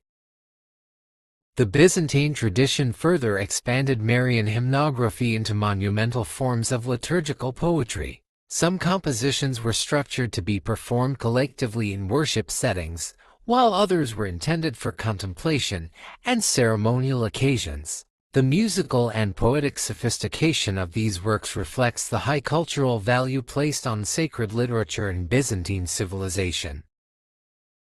In Western Europe, Marian literature developed along somewhat different lines during the medieval period. Latin hymns dedicated to Mary became central elements of monastic and cathedral worship. These works emphasize themes such as mercy, intercession, protection, and maternal compassion. Over time, many of these compositions spread beyond monasteries into broader popular use. As vernacular languages became more widely used in literature, Marian themes reached increasingly diverse audiences. Poets wrote about Mary in French, Italian, English, Spanish, German, and many other languages, adapting her symbolism to local cultural traditions. This linguistic diversification significantly broadened her influence across social classes. Medieval literature often portrayed Mary as a compassionate figure who understood human suffering. In societies marked by disease, war, famine, and uncertainty, this portrayal resonated deeply. Literary depictions emphasized emotional accessibility and tenderness, making Mary appear close to ordinary human experience.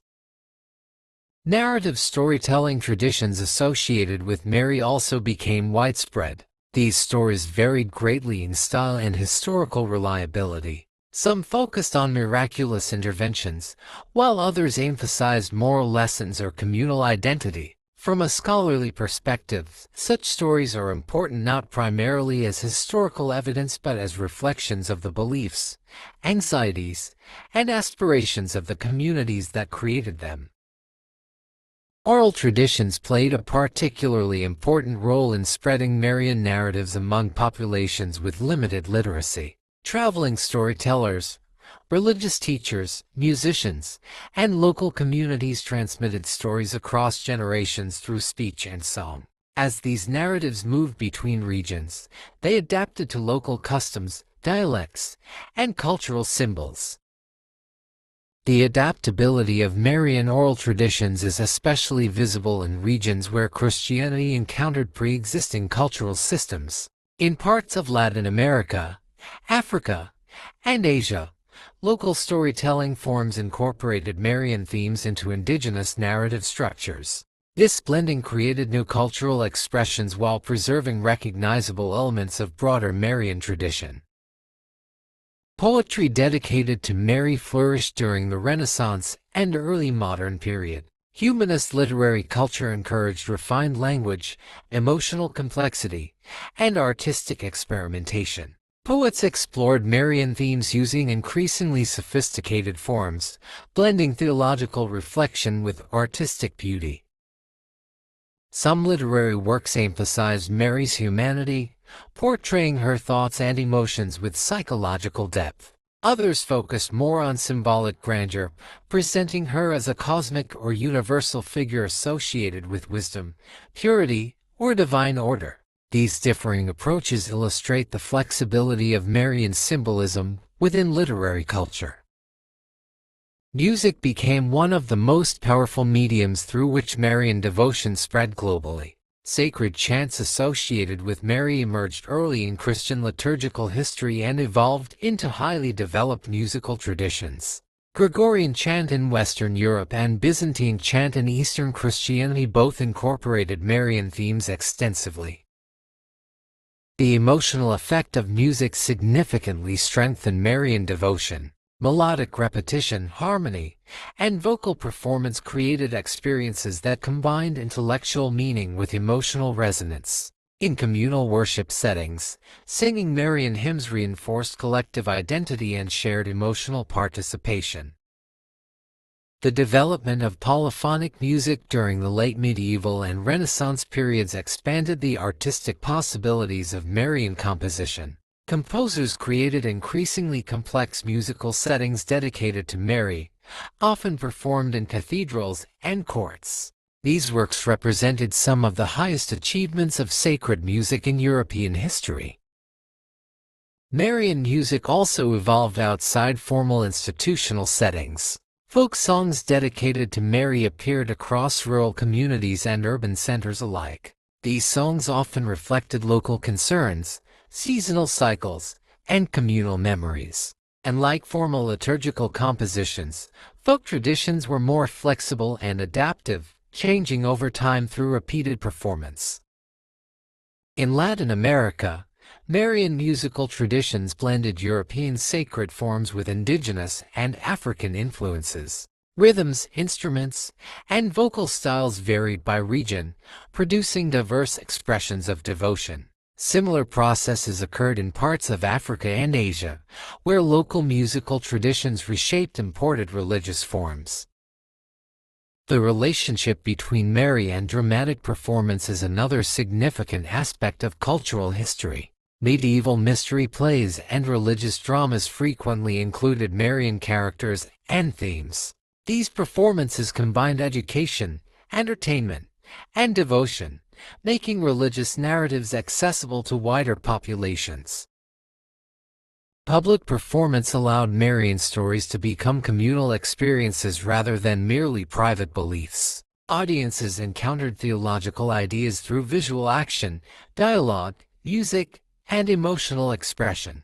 This theatrical dimension contributed to the durability of Marian symbolism within popular culture. The rise of printing technology transformed Marian literature and music by making texts more widely available. Hymn collections, prayer books, poetic works, and devotional manuals could now circulate across vast geographic areas. Standardization increased, although local traditions continued to flourish alongside printed materials. Modern literature introduced new approaches to Marian themes. Novelists, poets, philosophers, and playwrights reinterpreted Mary in light of contemporary social and intellectual concerns. Some works explored her as a historical figure, while others used Marian symbolism metaphorically to discuss themes such as suffering, motherhood, justice, or national identity. 20th century literature and film occasionally presented critical or revisionist interpretations of Marian imagery. These works often reflected broader cultural debates about gender, authority, religion, and modernity. At the same time, traditional devotional literature remained highly influential among religious communities. Modern music also continued to engage with Marian themes. Classical compositions, folk traditions, liturgical music, and even contemporary popular genres have referenced Mary in various ways. The persistence of Marian musical expression across centuries demonstrates the enduring emotional power of these themes. Anthropologists studying oral traditions note that Marian stories often function as carriers of communal memory. They preserve local histories, reinforce moral frameworks, and provide symbolic language for interpreting hardship and hope. In many societies, Marian festivals and songs continue to serve important social as well as religious functions. The relationship between Mary and language itself is historically significant. Because Marian devotion spread across so many cultures, it contributed to the development of religious vocabulary in numerous languages. Words, titles, metaphors, and poetic forms associated with Mary became embedded within linguistic traditions around the world. Modern scholarship approaches Marian literature and music through interdisciplinary methods. Literary critics analyze symbolism and narrative structure, musicologists study composition and performance traditions, historians examine social context, and anthropologists explore communal practices. Together, these approaches reveal the extraordinary cultural breadth of Marian influence. Feminist literary scholars have also examined Marian representation critically. Some argue that idealized portrayals of purity and obedience shaped restrictive expectations for women in certain societies. Others emphasize the empowering dimensions of Marian symbolism, particularly her resilience, moral authority, and enduring cultural presence. Digital media and globalization have created entirely new contexts for Marian literature and music. Online platforms now allow ancient hymns, manuscripts, oral traditions, and artistic performances to circulate globally. This digital accessibility has both preserved historical materials and introduced Marian themes to new audiences. Despite dramatic changes in technology and society, the fundamental emotional themes associated with Mary remain remarkably consistent across centuries. Compassion, protection, sorrow, endurance, and hope continue to appear repeatedly in literary and musical representations. These recurring themes help explain why Marian symbolism has retained relevance across vastly different historical periods.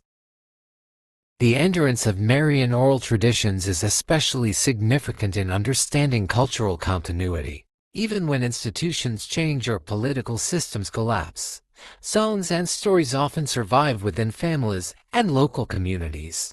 This persistence demonstrates the deep connection between narrative tradition and human identity.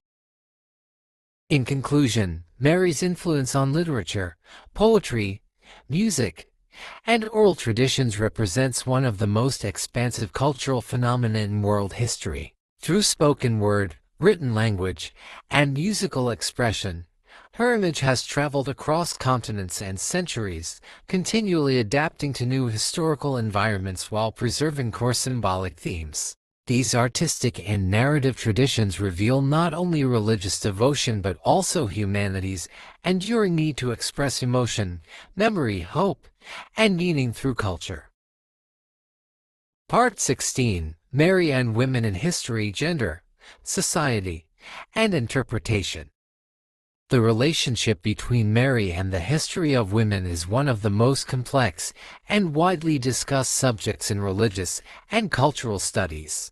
Across centuries, Mary has been viewed simultaneously as a spiritual ideal, a model of motherhood, a symbol of purity, a figure of strength, and a representation shaped by male-dominated institutions. Her image has influenced expectations surrounding femininity, family, morality, authority, and social identity in many different societies. To understand Mary's role in the history of women, it is necessary to examine not only theology but also social structures, political systems, economic realities, artistic traditions, and changing cultural values. Mary's influence cannot be separated from the historical environments in which interpretations of her developed. Different societies emphasize different aspects of her identity according to their own concerns and ideals. In the ancient Mediterranean world, women generally lived within strongly patriarchal social systems. Legal rights, political authority, and economic opportunities were often limited by gender. Family structures emphasized male leadership, inheritance through male lines, and social expectations connected to marriage and motherhood. Within this context, Mary emerged as an unusual and highly visible female figure whose significance transcended ordinary social boundaries. The earliest Christian communities included women in ways that differed from many surrounding cultural norms. Although historians debate the extent and consistency of this inclusion, references to women in early Christian texts suggest participation in worship, charity, teaching, and community life. Mary's presence within these traditions contributed to the visibility of female figures in religious memory, even if institutional leadership later became more restricted. One of the central themes associated with Mary throughout history has been motherhood. In both religious and cultural imagination, she became one of the most enduring maternal symbols in world civilization. Her image shaped ideas about care, sacrifice, emotional endurance, and family responsibility. Artistic and literary traditions repeatedly emphasized these qualities, reinforcing the perception of motherhood as spiritually meaningful. However, the elevation of motherhood through Marian symbolism also had complicated social consequences. In many societies, the idealization of Mary contributed to expectations that women should prioritize caregiving, humility, obedience, and domestic responsibility above other roles. Historians and gender scholars have explored how these ideals influenced legal structures, educational opportunities, and social norms across centuries. The concept of purity became another defining aspect of Marian interpretation. In theological tradition, Mary was often associated with moral and spiritual perfection. Over time, this symbolism affected broader cultural attitudes toward women's bodies, sexuality, and social behavior. Female virtue was frequently measured according to standards connected, directly or indirectly, to Marian ideals. Yet interpretations of Mary were never entirely uniform. Different communities and historical periods emphasized different dimensions of her character. Some traditions highlighted obedience and modesty, while others focused on courage, endurance, wisdom, or maternal authority. These varying emphases reveal that Marian symbolism remained flexible and contested rather than fixed. During the medieval period, devotion to Mary expanded dramatically throughout Europe and parts of the Near East. This growth coincided with the development of convents, female religious communities, and institutions dedicated to charitable work. Many women found opportunities for education, leadership, and intellectual activity within religious settings associated with Marian devotion. Convents became important centers of literacy and cultural production for women during periods when educational access was otherwise limited. Some women in these communities wrote theological reflections, poetry, music, and historical accounts. Marian devotion often shaped their intellectual and spiritual lives, providing a symbolic framework through which they interpreted their experiences.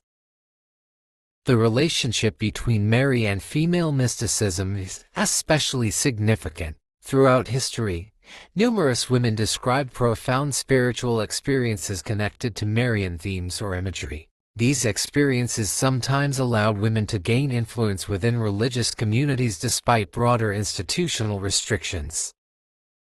Female mystics often interpreted Mary not simply as a passive figure but as a source of emotional strength, wisdom, and spiritual solidarity. Their writings reveal deeply personal and sometimes highly creative engagements with Marian symbolism. In certain cases, these women became influential advisors, writers, or reformers within their societies. At the same time, institutional religious authorities frequently controlled how Mary could be represented and interpreted. Most formal theological systems were developed by male scholars and leaders. As a result, official portrayals of Mary often reflected broader patriarchal assumptions about gender roles and social order.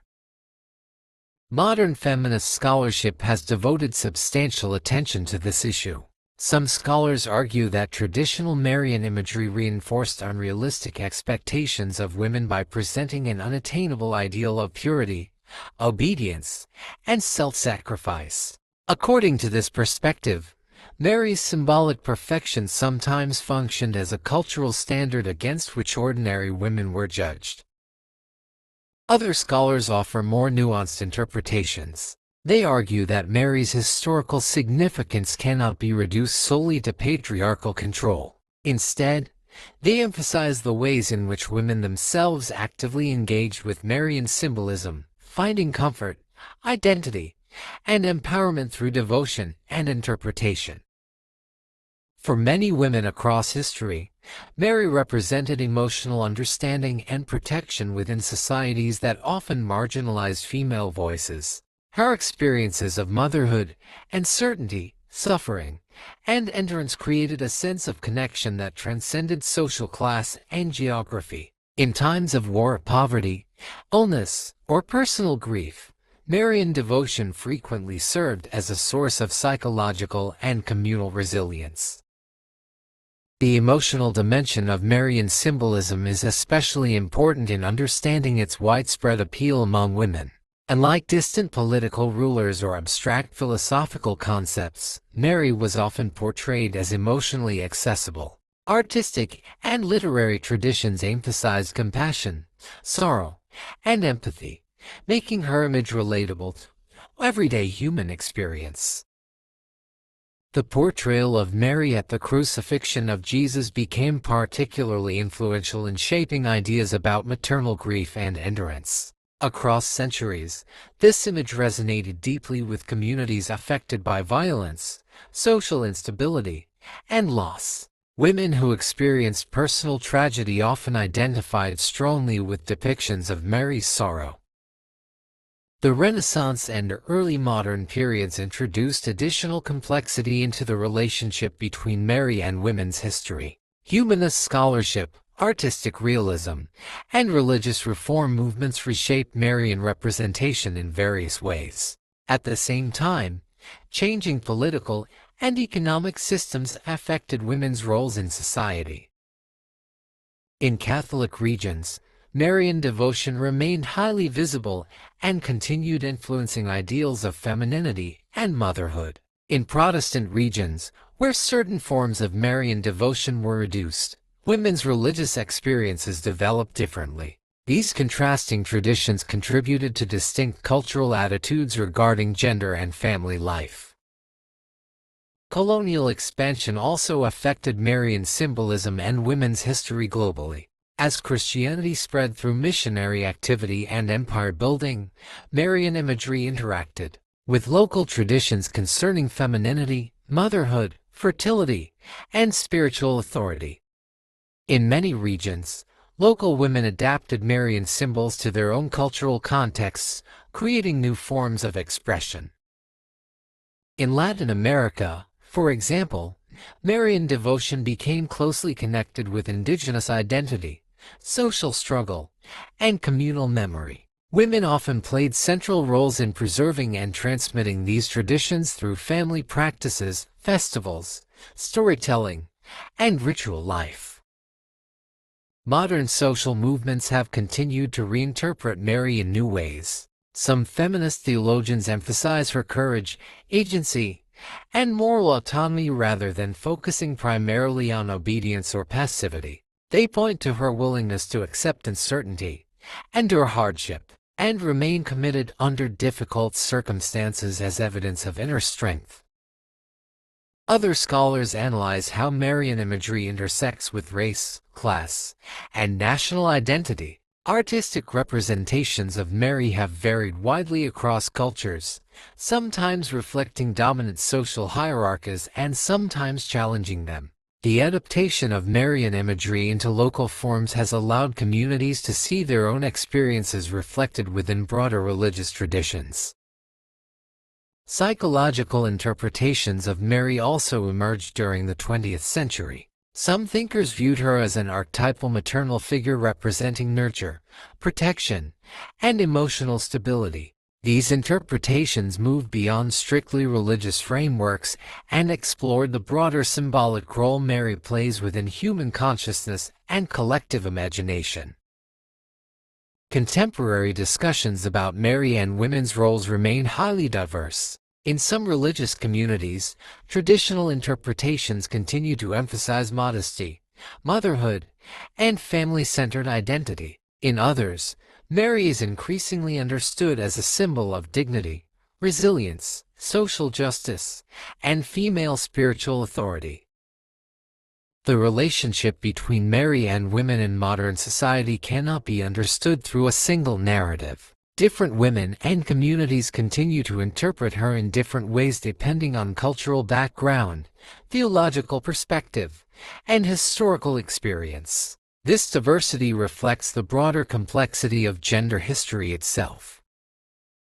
Academic scholarship increasingly recognizes the importance of examining women's own voices when studying Marian traditions. Diaries, letters, oral histories, devotional practices, songs, and local customs provide insight into how ordinary women engaged with Mary throughout history. These sources often reveal experiences and interpretations that differ significantly from official institutional narratives.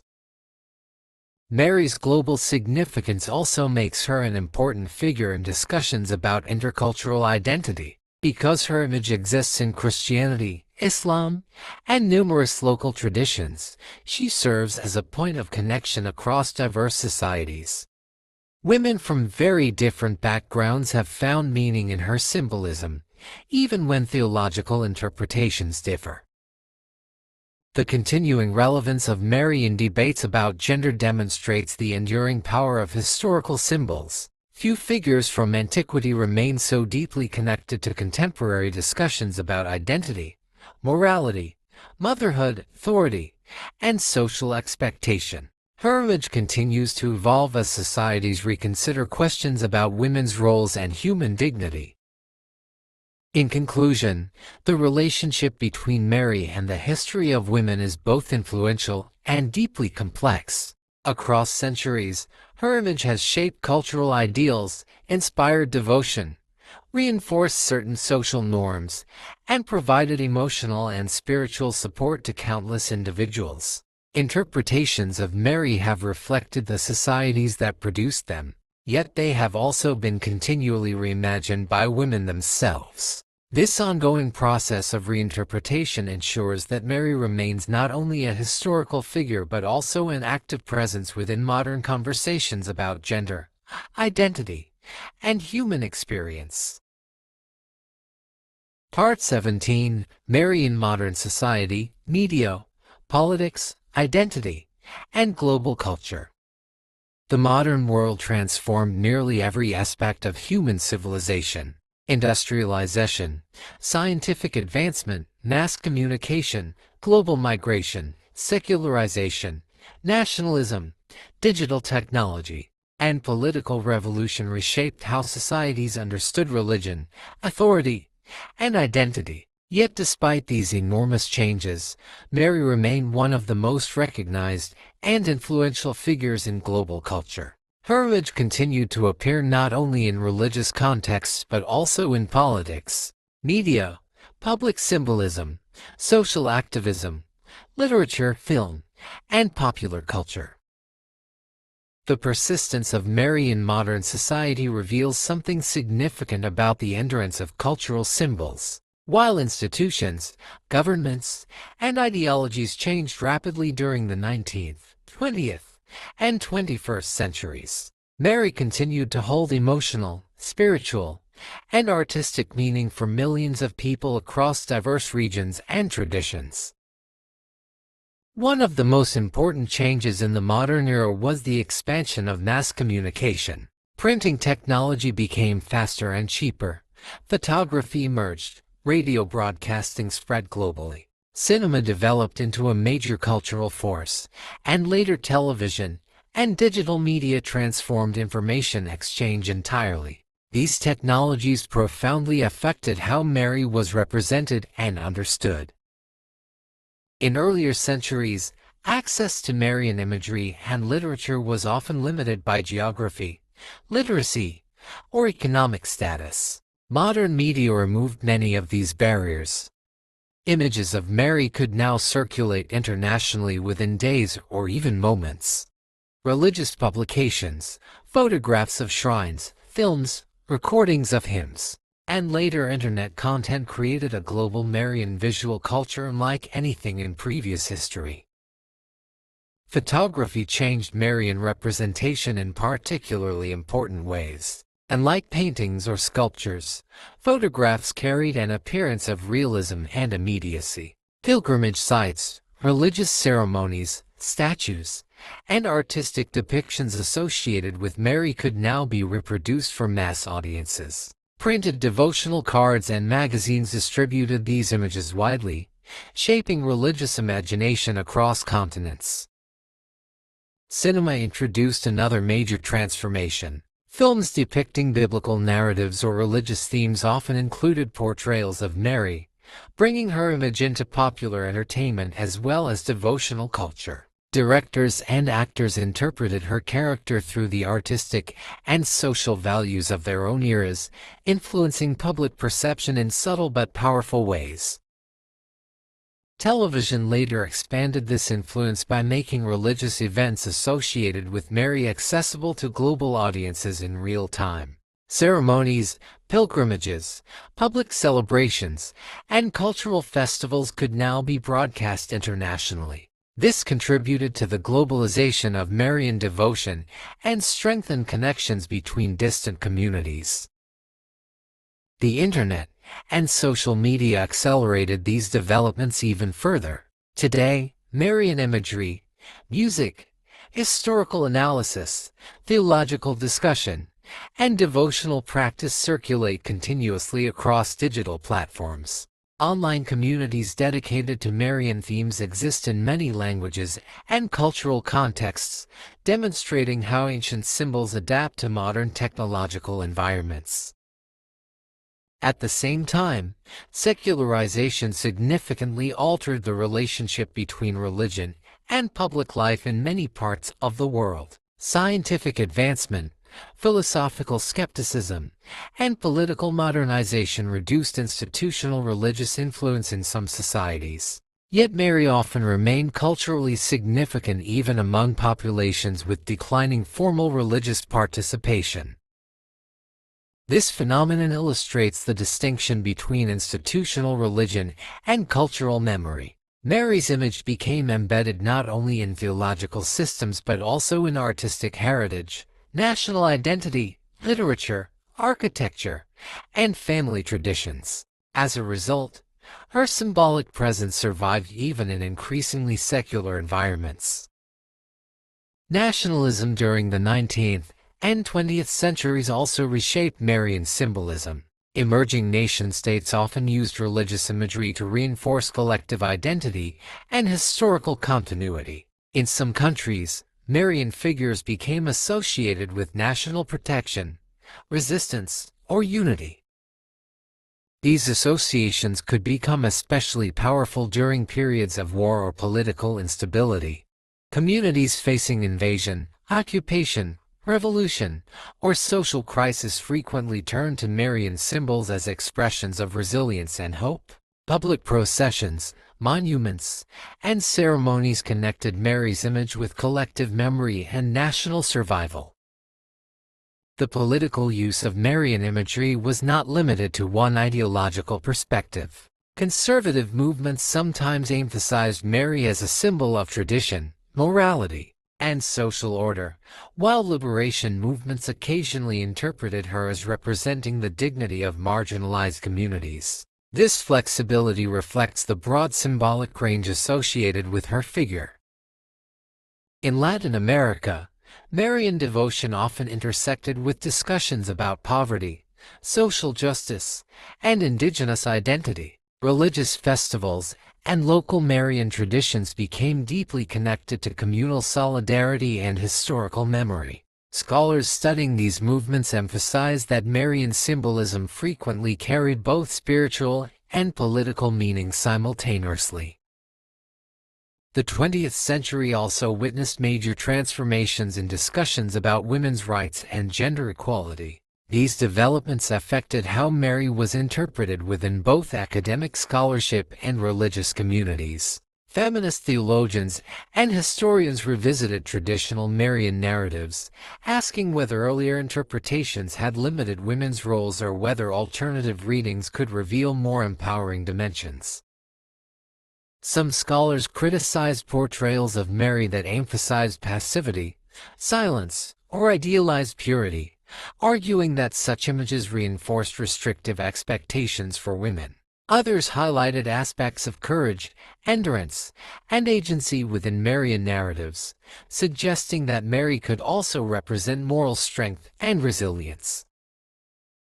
Modern literature and art increasingly explored these tensions. Novelists, poets, playwrights, filmmakers, and visual artists reinterpreted Mary in contemporary contexts, sometimes reverently and sometimes critically. These reinterpretations often reflected broader debates about religion, identity, and social change. Contemporary art inspired by Mary ranges from highly traditional religious imagery to experimental and abstract interpretations. Some artists focus on historical realism, while others use Marian symbolism to address issues such as migration, motherhood, suffering, inequality, or cultural memory. The diversity of these works demonstrates the continuing adaptability of Marian imagery. Popular culture has also absorbed Marian themes in various ways. References to Mary appear in music, fashion, advertising, and public symbolism, sometimes detached from explicit religious meaning. These uses may preserve traces of older traditions while simultaneously transforming them into broader cultural symbols. The commercialization of religious imagery during the modern period introduced additional complexity. Marian symbols began appearing on mass-produced items ranging from jewelry and clothing to posters and decorative objects. Critics sometimes argue that commercialization weakens spiritual meaning, while others view it as evidence of enduring cultural relevance. Migration and globalization have further expanded Marian diversity. As communities moved across borders, they carried their local Marian traditions with them. Cities around the world now contain Marian festivals, shrines, and devotional communities representing many different cultural backgrounds. This global movement created new forms of intercultural exchange. Marian traditions from Latin America, the Middle East, Africa, Eastern Europe, and Asia increasingly interact within shared urban spaces and digital environments. The result is a highly interconnected global Marian culture with both local uniqueness and international visibility. Modern pilgrimage remains one of the strongest expressions of Marian continuity. Millions of people continue traveling to sites associated with Marian history or reported spiritual experiences. These journeys are motivated by many factors, including faith, healing, curiosity, family tradition, or cultural identity. The sociology of pilgrimage reveals how Marian devotion functions beyond formal doctrine. Pilgrimage often creates temporary communities where people from different social classes, ethnic groups, and nationalities interact through shared ritual and emotional experience. Scholars study these gatherings as examples of collective identity formation and symbolic communication. Mary also occupies an important place in interfaith dialogue during the modern era. Because she is respected in both Christianity and Islam, she has become a figure frequently referenced in discussions about coexistence and mutual understanding. Conferences, academic programs, and community initiatives sometimes use shared reverence for Mary as a starting point for broader conversation.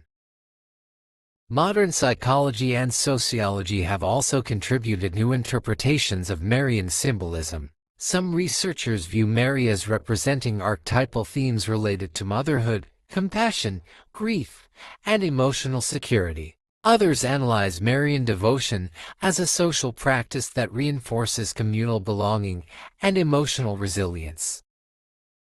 The relationship between Mary and suffering remains especially significant in contemporary society. Communities affected by war, displacement, economic hardship, or personal tragedy often continue to identify strongly with images of Mary associated with sorrow and endurance. This emotional dimension helps explain why Marian symbolism remains powerful even in highly modernized contexts. Digital culture has introduced entirely new forms of engagement with Marian themes. Virtual pilgrimages, online prayer communities, digital archives of Marian art, and social media discussions allow individuals to participate in global networks of devotion and scholarship without geographic limitation. At the same time, digital media also intensifies debate and reinterpretation. Discussions about Mary now occur across academic platforms, religious forums, artistic communities, and secular social networks simultaneously. These interactions create a constantly evolving landscape of interpretation. Academic study of Mary in modern society has become highly interdisciplinary. Historians, theologians, anthropologists, sociologists, literary critics, gender scholars, media researchers, and political scientists all contribute different perspectives. This diversity reflects the extraordinary breadth of Mary's cultural influence. One of the most remarkable aspects of Mary's modern presence is her ability to remain meaningful across radically different worldviews. Deeply religious individuals may view her as a sacred intercessor or spiritual guide, while secular artists may interpret her symbolically as a representation of motherhood, suffering, or compassion. These interpretations coexist within global culture, sometimes complementing one another and sometimes competing. The continuing relevance of Mary demonstrates that historical symbols do not remain fixed. Instead, they evolve through reinterpretation, adaptation, and cultural exchange. Each era reshapes inherited traditions according to contemporary concerns while still preserving connections to the past. From a historical perspective, Mary's survival into the digital age is extraordinary. Very few figures from antiquity continue to inspire such widespread emotional, artistic, intellectual, and spiritual engagement across multiple civilizations.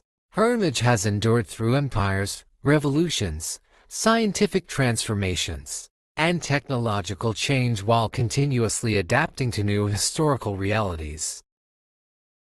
In conclusion, Mary's place in modern society reflects the intersection of religion, media, politics, identity, and global culture. Through photography, film, literature, digital communication, social activism, and intercultural exchange, her image continues to evolve while retaining deep historical roots. The modern history of Mary demonstrates how ancient symbols can remain culturally powerful even within rapidly changing societies. Her enduring presence reveals not only the persistence of religious tradition but also humanity's continuing search for meaning, compassion, identity, and emotional connection in an increasingly complex world.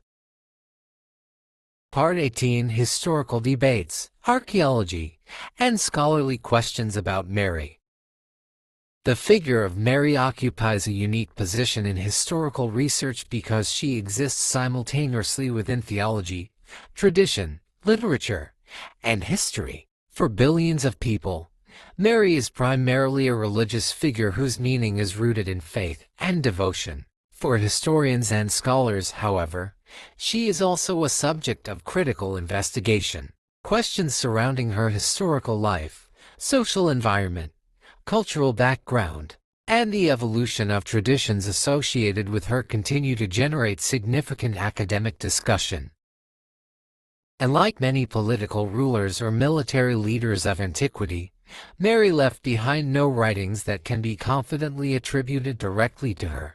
Historical information about her comes mainly through texts written by others, often decades or centuries after the events they describe. This creates challenges for historians attempting to distinguish between historical memory, theological interpretation, symbolic storytelling, and later devotional development. The earliest sources mentioning Mary are found within Christian writings from the 1st century. These include the canonical Gospels and certain early references within other Christian texts. Historians generally agree that these writings provide the foundation for historical investigation, although scholars differ regarding how literally specific passages should be interpreted and how historical information should be extracted from theological narratives.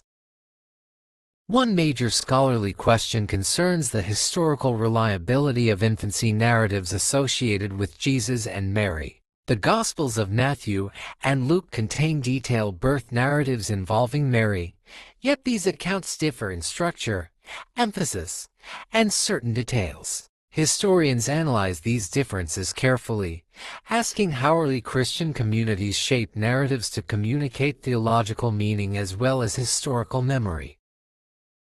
Some scholars emphasize that ancient historical writing often differed from modern expectations of biography. Ancient authors frequently combined historical events with symbolic interpretation, literary structure, and theological purpose. Therefore, differences between accounts are not necessarily viewed as evidence of fabrication but rather as reflections of ancient methods of storytelling and meaning-making.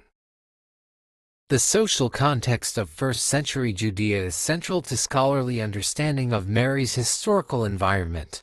Archaeological discoveries and historical research have revealed important information about daily life during this period. Small villages, agricultural economies, Roman political domination, Jewish religious diversity, and strong family structures shaped the world in which Mary likely lived. Nazareth, traditionally identified as Mary's hometown, has been studied extensively by archaeologists and historians. Excavations suggest that Nazareth during the 1st century was a relatively small settlement with modest economic conditions. Stone houses, storage facilities, agricultural terraces, and ritual objects provide insight into the lifestyle of local inhabitants. These findings contribute to scholarly understanding of Mary's probable social environment. Rather than imagining her within later artistic grandeur, historians generally place her within a rural Jewish community marked by simplicity, labor, and close family networks. This historical context contrasts sharply with many later artistic depictions influenced by medieval and Renaissance aesthetics.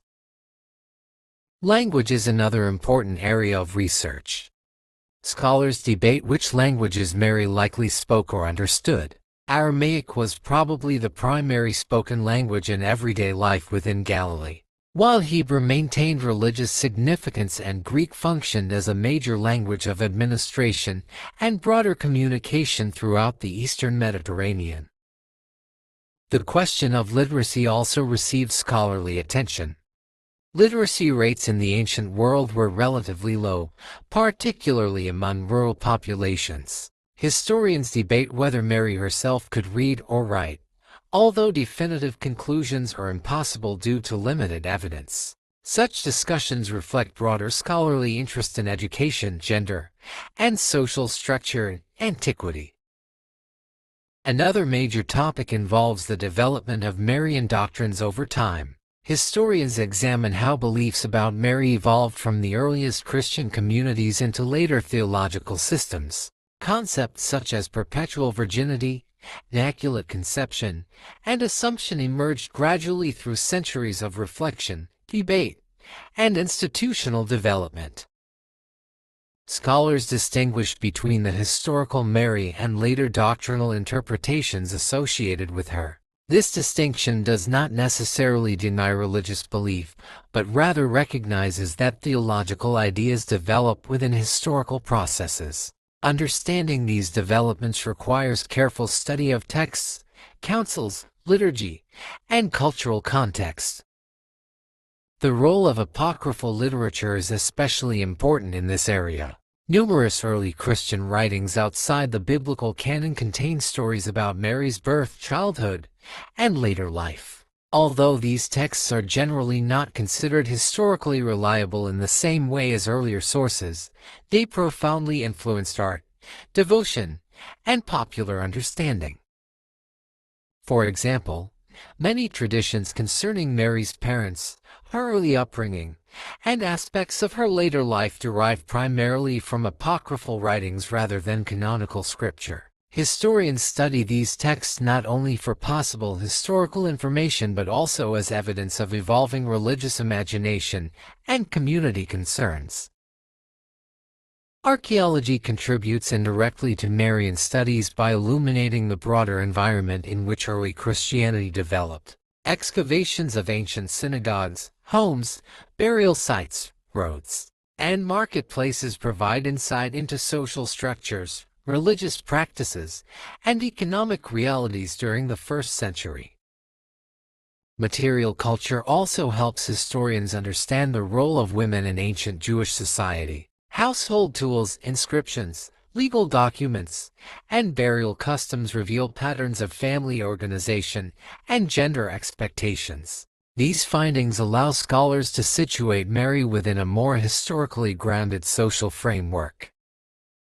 One particularly debated issue involves the historicity of certain pilgrimage traditions associated with Mary. Various sites across the Middle East and Mediterranean world claim connections to her life. Historians evaluate these claims using textual evidence, archaeological findings, and the historical development of pilgrimage traditions. For example, locations traditionally associated with Mary's residence, burial, or later life often became important pilgrimage centers centuries after the earliest Christian period. Scholars study how and why such traditions emerged, recognizing that religious significance and historical certainty are not always identical.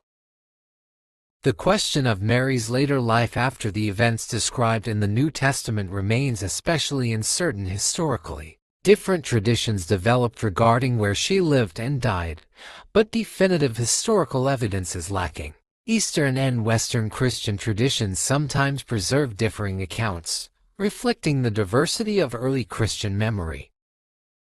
Modern biblical scholarship applies various analytical methods to Marian texts. Historical critical analysis examines authorship, dating, literary structure, and cultural context. Narrative criticism studies storytelling techniques and symbolic themes. Feminist interpretation explores representations of gender and power. Sociological approaches analyze how communities used Marian narratives to shape identity and belief.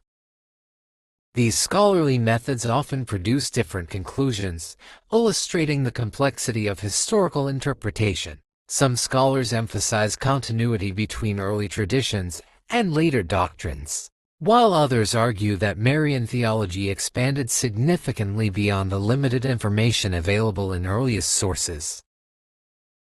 The relationship between faith and historical criticism remains a central issue in Marian studies. Religious believers and secular historians may approach the same texts with different assumptions and goals. For believers, theological meaning and spiritual truth are often primary concerns. For historians, the focus tends to be historical reconstruction and textual analysis. Importantly, many scholars emphasize that historical criticism and religious belief are not always mutually exclusive.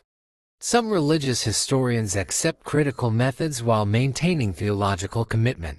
Others separate questions of historical evidence from matters of spiritual meaning.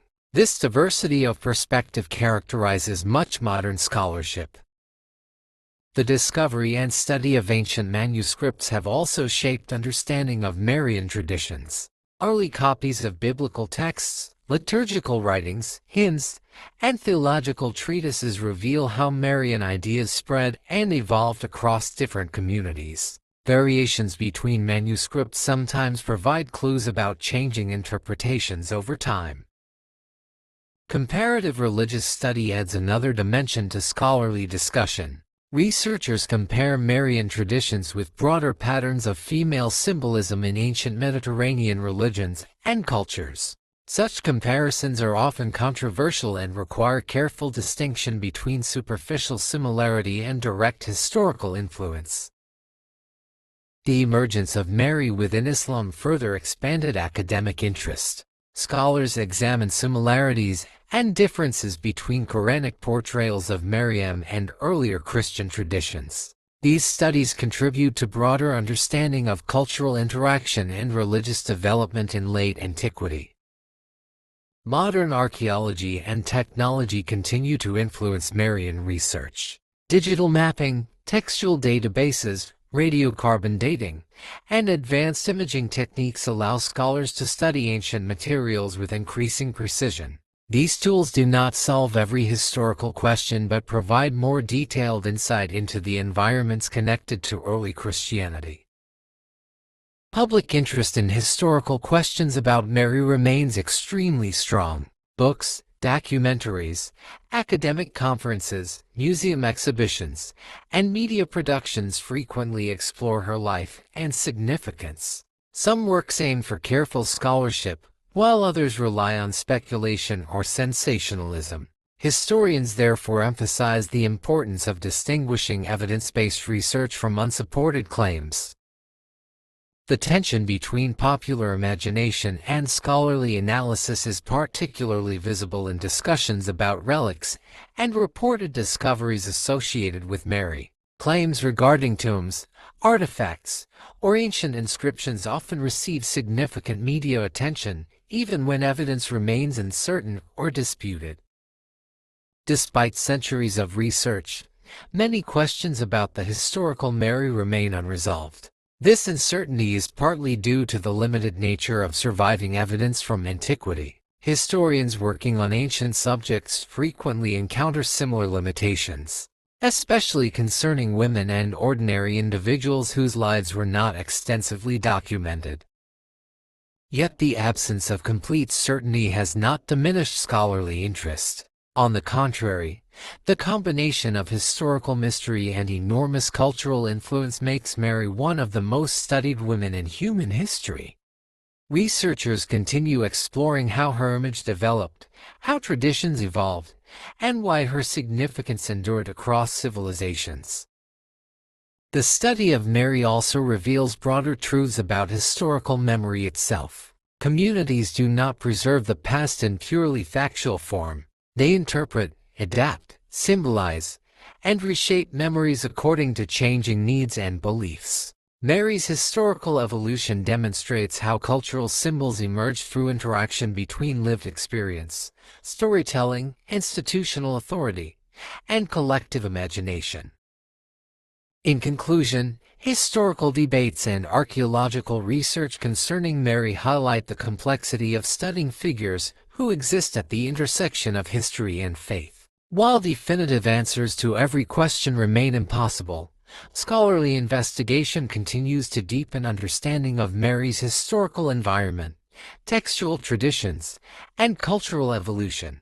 The ongoing study of Mary reflects not only interest in a single individual but also humanity's broader effort to understand how memory, belief, identity, and history interact across time. Part 19. Mary as a universal symbol of compassion, motherhood, suffering, and hope.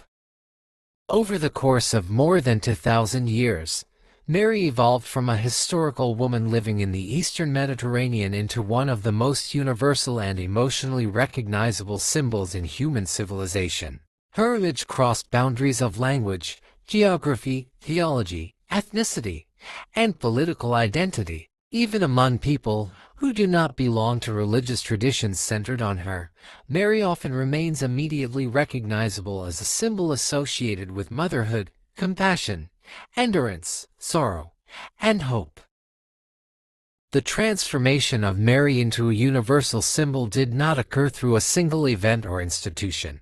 Instead, it emerged gradually through centuries of storytelling, ritual practice, artistic representation, theological interpretation, and collective emotional experience. Communities repeatedly found within her image a way to express deeply human concerns that extended beyond formal doctrine. One of the strongest and most enduring aspects of Marian symbolism is motherhood. Across civilizations, motherhood has often been associated with nurture, protection, sacrifice, and continuity between generations. Mary's portrayal as the mother of Jesus elevated these themes into spiritual and cultural ideals that resonated far beyond the original historical setting.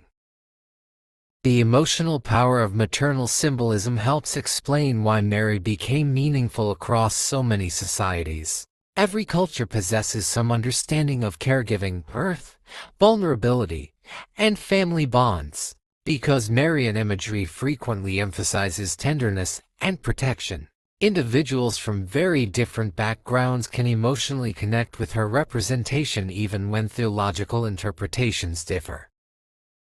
Artistic traditions throughout history repeatedly reinforced this connection. Paintings, sculptures, hymns, poems, and oral narratives often depicted Mary holding or comforting a child, grieving loss, or watching over humanity with compassion. These images communicated emotional meaning immediately and visually, allowing Marian symbolism to transcend literacy barriers and linguistic differences. At the same time, Mary's symbolism expanded beyond motherhood alone. Her association with suffering became equally central to her global significance. In Christian tradition especially, depictions of Mary witnessing the suffering and death of Jesus created one of the most powerful emotional motifs in religious art and literature. This image resonated strongly with communities experiencing grief, violence, war, poverty, or social instability. Mary's sorrow came to symbolize the universal human experience of loss. Individuals facing personal tragedy often identified with representations of maternal grief and endurance. In this sense, Marian symbolism became not merely theological but profoundly psychological and emotional. The connection between Mary and suffering also contributed to her role as a symbol of compassion. Unlike distant figures associated mainly with judgment or authority, Mary was often portrayed as emotionally accessible and understanding. Her image suggested empathy rather than fear, tenderness rather than power. This perception helped make her one of the most approachable figures in religious imagination. Compassion itself became one of the defining features of Marian devotion across cultures. In times of uncertainty, people sought emotional reassurance through symbols capable of expressing care and mercy. Mary's portrayal fulfilled this role for countless individuals across centuries. Importantly, the universality of Marian compassion did not require uniform interpretation. Different societies understood her in different ways according to local traditions and historical circumstances. In some cultures, Mary represented communal protection during war or disaster. In others, she symbolized family unity, moral guidance, or social dignity. These varying interpretations demonstrate the flexibility of symbolic meaning. Hope is another major dimension of Marian symbolism. Throughout history, communities facing hardship frequently associated Mary with endurance through uncertainty. Her image appeared in contexts of illness, displacement, famine, oppression, and personal despair. In such situations, Marian symbolism often functions psychologically as a source of stability and emotional resilience. The relationship between hope and suffering is especially important in understanding Mary's universal appeal. Symbols become enduring not merely because they represent perfection but because they help individuals navigate difficult realities. Marian imagery frequently combines sorrow with reassurance, vulnerability with strength, and grief with persistence. This emotional complexity contributes to its lasting relevance. The universality of Mary's symbolism also reflects historical processes of cultural exchange and adaptation. As Christianity spread beyond its Mediterranean origins, Marian traditions encountered diverse civilizations with their own existing symbolic systems. Rather than remaining fixed, Marian imagery absorbed local artistic styles, languages, customs, and emotional associations. In Latin America, Africa, Asia, and Eastern Europe, Marian symbolism often became deeply connected with local identity and communal memory. Indigenous artistic traditions reshaped Marian representation visually and culturally. These adaptations allowed communities to see their own experiences reflected within broader religious narratives. This process of localization demonstrates an important principle in cultural history. Universal symbols survive because they can adapt without losing core emotional meaning. Mary's image retained recognizable themes of compassion and motherhood while simultaneously becoming culturally specific in different societies. The presence of Mary in Islam further strengthened her universal significance. Because she appears prominently in both Christianity and Islam, Mary occupies a rare position shared across major world religions. This shared recognition contributes to her role as a bridge figure between cultures and traditions. Even beyond formal religion, Mary has become a broader cultural symbol. Modern literature, cinema, music, and visual art often reference Marian imagery to communicate themes such as innocence, sacrifice, endurance, or emotional care. In many cases, these references function symbolically rather than doctrinally. Psychologists and anthropologists have explored why maternal symbols like Mary remain so powerful across human societies. Some scholars argue that such symbols connect deeply with early emotional experience and collective memory. Others emphasize social and historical factors, noting that communities repeatedly turn toward nurturing figures during periods of instability or fear. Carl Jung and other psychological theorists interpreted Mary as an archetypal maternal figure within collective human imagination.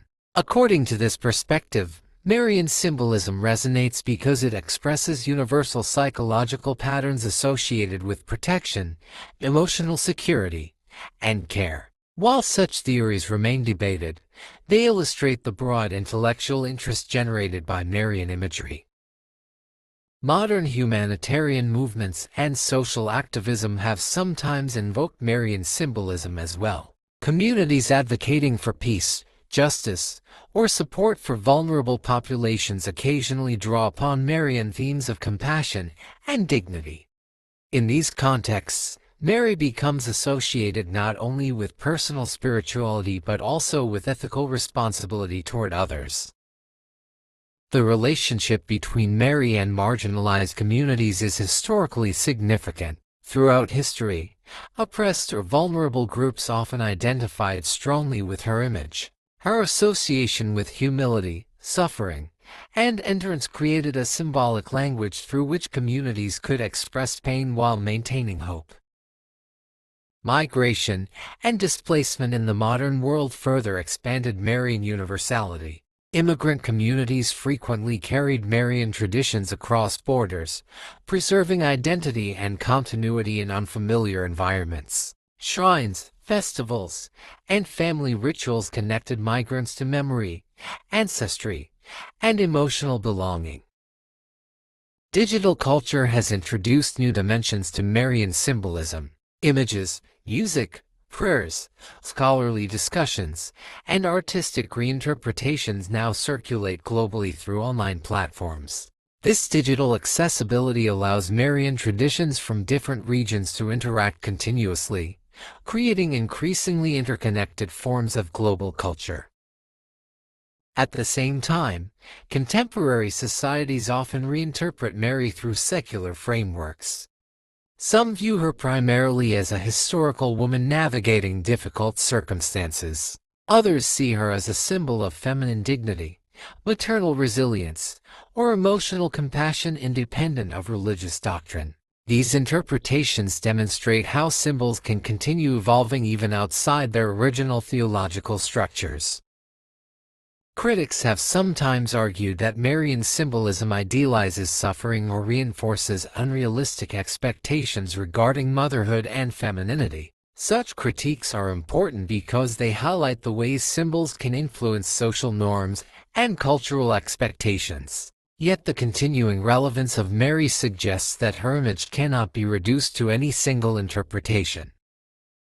Part of Mary's enduring power lies precisely in her multiplicity of meanings. She can represent faith and doubt, strength and vulnerability, sorrow and hope, humanity and transcendence simultaneously. Different individuals and cultures emphasize different aspects according to their own experiences and needs.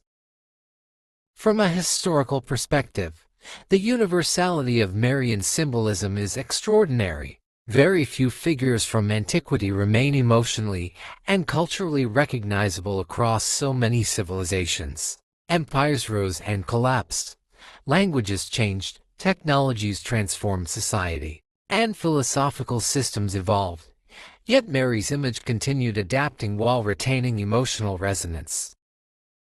The study of Mary as a universal symbol also reveals broader truths about human culture. Symbols endure when they speak to recurring human experiences. Birth, grief, compassion, uncertainty, and hope are not limited to one religion or historical period. Because Marian symbolism repeatedly engages these themes, it remains understandable even outside specific doctrinal contexts. Art historians note that Marian imagery often combines intimacy with transcendence. Mary may appear ordinary and human while simultaneously representing something greater than individual experience. This balance allows viewers to identify personally with her while also perceiving symbolic depth beyond everyday life. The universality of Mary does not mean that all interpretations are identical or harmonious. Different traditions continue to debate theology, devotion, and cultural meaning. Yet the persistence of these debates itself demonstrates the continuing importance of Marian symbolism within global consciousness. In modern multicultural societies, Mary increasingly functions as a point of dialogue between traditions. Her presence in Christianity and Islam, along with her broader cultural recognition, allows conversations about shared values, historical connection, and mutual understanding. While differences remain substantial, Marian symbolism provides one of the few areas where meaningful overlap exists across major civilizations. Ultimately, Mary's universal significance reflects humanity's enduring search for symbols capable of expressing emotional truth. Across centuries, people repeatedly return to her image when confronting suffering, seeking comfort, celebrating birth, remembering loss, or imagining hope beyond hardship. This repeated return transformed Mary from a historical figure into one of the deepest and most enduring symbols of compassion and resilience in human history. In conclusion, Mary's evolution into a universal symbol demonstrates the remarkable ability of human cultures to preserve and reinterpret meaning across generations. Through motherhood, suffering, compassion, and hope, her image transcended its original historical setting and became part of global cultural consciousness. Whether approached through faith, art, psychology, history, or literature, Mary continues to represent some of the most profound emotional experiences shared across humanity itself. Part 20. Conclusion: Mary's enduring legacy in human civilization. The history of Mary is unlike the history of almost any other individual from the ancient world. A woman who likely lived a relatively modest life in a small community of the Eastern Mediterranean became one of the most influential and recognizable figures in human civilization. Across more than 2,000 years, Mary's image traveled through empires, languages, religions, artistic traditions, philosophical systems, political revolutions, and technological transformations while continuing to remain emotionally and culturally powerful. Her story is not simply the story of one person. It is also the story of how human societies create meaning, preserve memory, express emotion, and shape identity through symbols. The evolution of Mary's significance reveals as much about humanity as it does about the historical woman herself. From the earliest Christian communities onward, Mary occupied a unique position because she connected the human and the sacred within religious imagination. Yet over time, her role expanded far beyond theology alone. Artists, musicians, poets, philosophers, rulers, ordinary families, and entire civilizations interpreted her image according to their own needs and historical circumstances. As a result, Mary became a mirror through which societies expressed their deepest hopes, fears, ideals, and emotional realities. Historically, Mary emerged from a world shaped by Roman imperial rule, Jewish religious tradition, social hierarchy, and economic uncertainty. Archaeological and historical research suggests that her original environment was modest and rural rather than grand or politically powerful. Understanding this context is important because it highlights the extraordinary contrast between her probable historical life and her later global influence. The earliest traditions concerning Mary focused primarily on her role within the life of Jesus. However, as Christian theology developed, her symbolic significance expanded dramatically. Councils, liturgy, devotional practice, and theological reflection transformed her into a central figure within religious consciousness. Titles associated with dignity, holiness, compassion, and spiritual motherhood emerged gradually through centuries of interpretation. This process of development demonstrates how religious traditions evolve historically. Beliefs and symbols are not created fully formed in a single moment. Instead, they grow through interaction between texts, institutions, communities, and historical events. Mary's transformation into a major global symbol reflects this long process of cultural and theological evolution. The artistic influence associated with Mary became one of the largest visual traditions in world history. Painters, sculptors, architects, iconographers, and musicians dedicated enormous creative energy to representing her image. Cathedrals, mosaics, manuscripts, hymns, and later modern media all contributed to a vast cultural legacy that shaped the visual identity of entire civilizations. Artistic representations of Mary changed continuously across periods and regions. Byzantine icons emphasized transcendence and sacred mystery. Gothic art combined majesty with tenderness. Renaissance paintings explored emotional realism and human intimacy. Baroque works heightened dramatic intensity and movement. Modern interpretations introduced psychological, social, and political dimensions. Despite these changes, certain themes remained remarkably consistent: compassion, motherhood, endurance, and hope. The global spread of Marian traditions reveals the adaptability of cultural symbols. As Christianity expanded into Europe, Africa, Asia, and the Americas, local communities reshaped Marian imagery according to their own artistic languages and historical experiences. This process produced extraordinary diversity while maintaining recognizable continuity. Mary's role within Islam further demonstrates her exceptional historical position. Few individuals are deeply honored within multiple major world religions. The Quranic portrayal of Maryam established her significance for millions of Muslims and contributed to her status as a bridge figure between traditions. Shared reverence for Mary illustrates the interconnected nature of religious history and the cultural exchanges that shaped civilizations. The relationship between Mary and women's history remains one of the most debated aspects of her legacy. Throughout centuries, Marian symbolism influenced expectations surrounding motherhood, purity, morality, and femininity. In some contexts, these ideals reinforced restrictive social norms. In others, Mary became a source of empowerment, emotional solidarity, and spiritual dignity for women navigating difficult historical realities. Modern scholarship has shown that interpretations of Mary are never entirely fixed. Different societies and individuals emphasize different aspects of her identity. Some focus on humility and obedience, while others highlight courage, resilience, and emotional strength. This diversity reflects the broader complexity of gender history and cultural interpretation. Mary's emotional significance is perhaps one of the most important reasons for her enduring influence. Historical symbols survive not merely because institutions preserve them but because they continue to resonate with human experience. Marian imagery repeatedly engages universal themes: birth, caregiving, grief, uncertainty, suffering, and hope. Communities affected by war, poverty, displacement, illness, or social instability often found emotional meaning in representations of Mary associated with compassion and endurance. Her image became connected with psychological reassurance and communal resilience. This emotional dimension transcended doctrinal boundaries and contributed to her broad cultural appeal.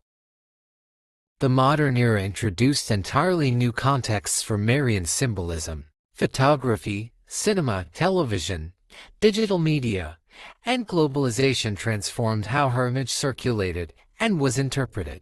Marian traditions became increasingly interconnected across continents, while new forms of artistic and scholarly reinterpretation emerged continuously. Secularization changed the role of religion in many societies, yet Mary often remained culturally influential even where formal religious participation declined. Her image persisted through art, literature, architecture, music, and collective memory. This persistence demonstrates that cultural symbols can survive institutional transformation by adapting to new environments and meanings. Contemporary discussions about Mary continue to involve theology, history, feminism, politics, anthropology, psychology, and media studies. Scholars examine how Marian traditions developed, how they influenced societies, and why they continue to resonate in modern culture. These interdisciplinary approaches reveal the extraordinary breadth of Mary's historical impact.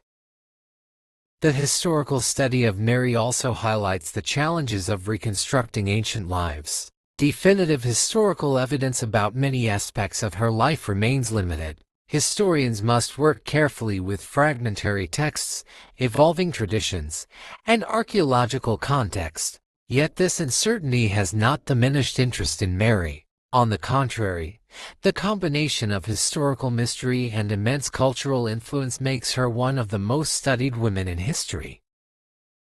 Mary's transformation into a universal symbol ultimately reflects humanity's need for figures capable of expressing emotional truth. Symbols endure when they connect with recurring human experiences across generations. Mary became associated with care in moments of vulnerability, dignity in suffering, hope amid uncertainty, and emotional closeness in times of isolation.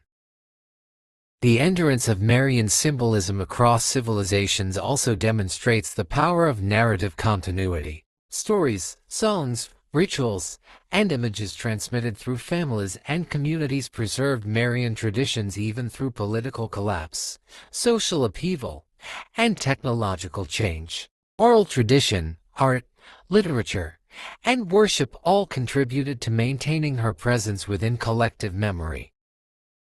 In many ways, the history of Mary is also a history of human imagination. Artists imagined her face differently in every century. Writers described her using the metaphors of their own cultures. Communities interpreted her according to their own fears and aspirations. Yet beneath these differences remained a recognizable core centered on compassion, humanity, and emotional resilience. The global familiarity of Mary is extraordinary from a historical perspective. Few figures from antiquity remain known across such a wide range of cultures, religions, and social systems. Her image appears in ancient mosaics and digital media, in grand cathedrals and modest homes, in scholarly debates and personal prayers. This continuity across radically different historical contexts is one of the most remarkable examples of symbolic endurance in human civilization. The continuing relevance of Mary suggests that historical symbols never remain entirely confined to the past. Instead, each generation reinterprets inherited traditions according to contemporary realities. New social questions, cultural movements, and technological changes continually reshape how Mary is understood. This ongoing reinterpretation ensures that her legacy remains dynamic rather than static.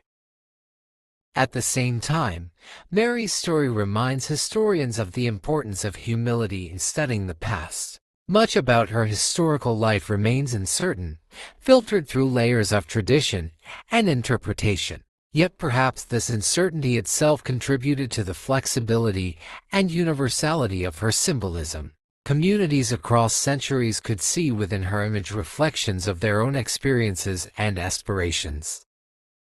From the perspective of world history, Mary's significance extends beyond religion alone. She influenced architecture, music, literature, philosophy, politics, gender norms, artistic innovation, pilgrimage traditions, intercultural dialogue, and emotional culture itself. Her legacy became woven into the foundations of multiple civilizations.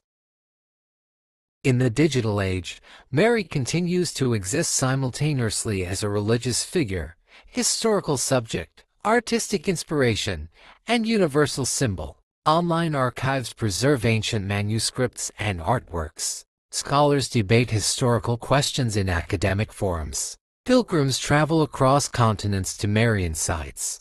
Artists reinterpret her image through contemporary forms. Families continue transmitting stories and traditions across generations.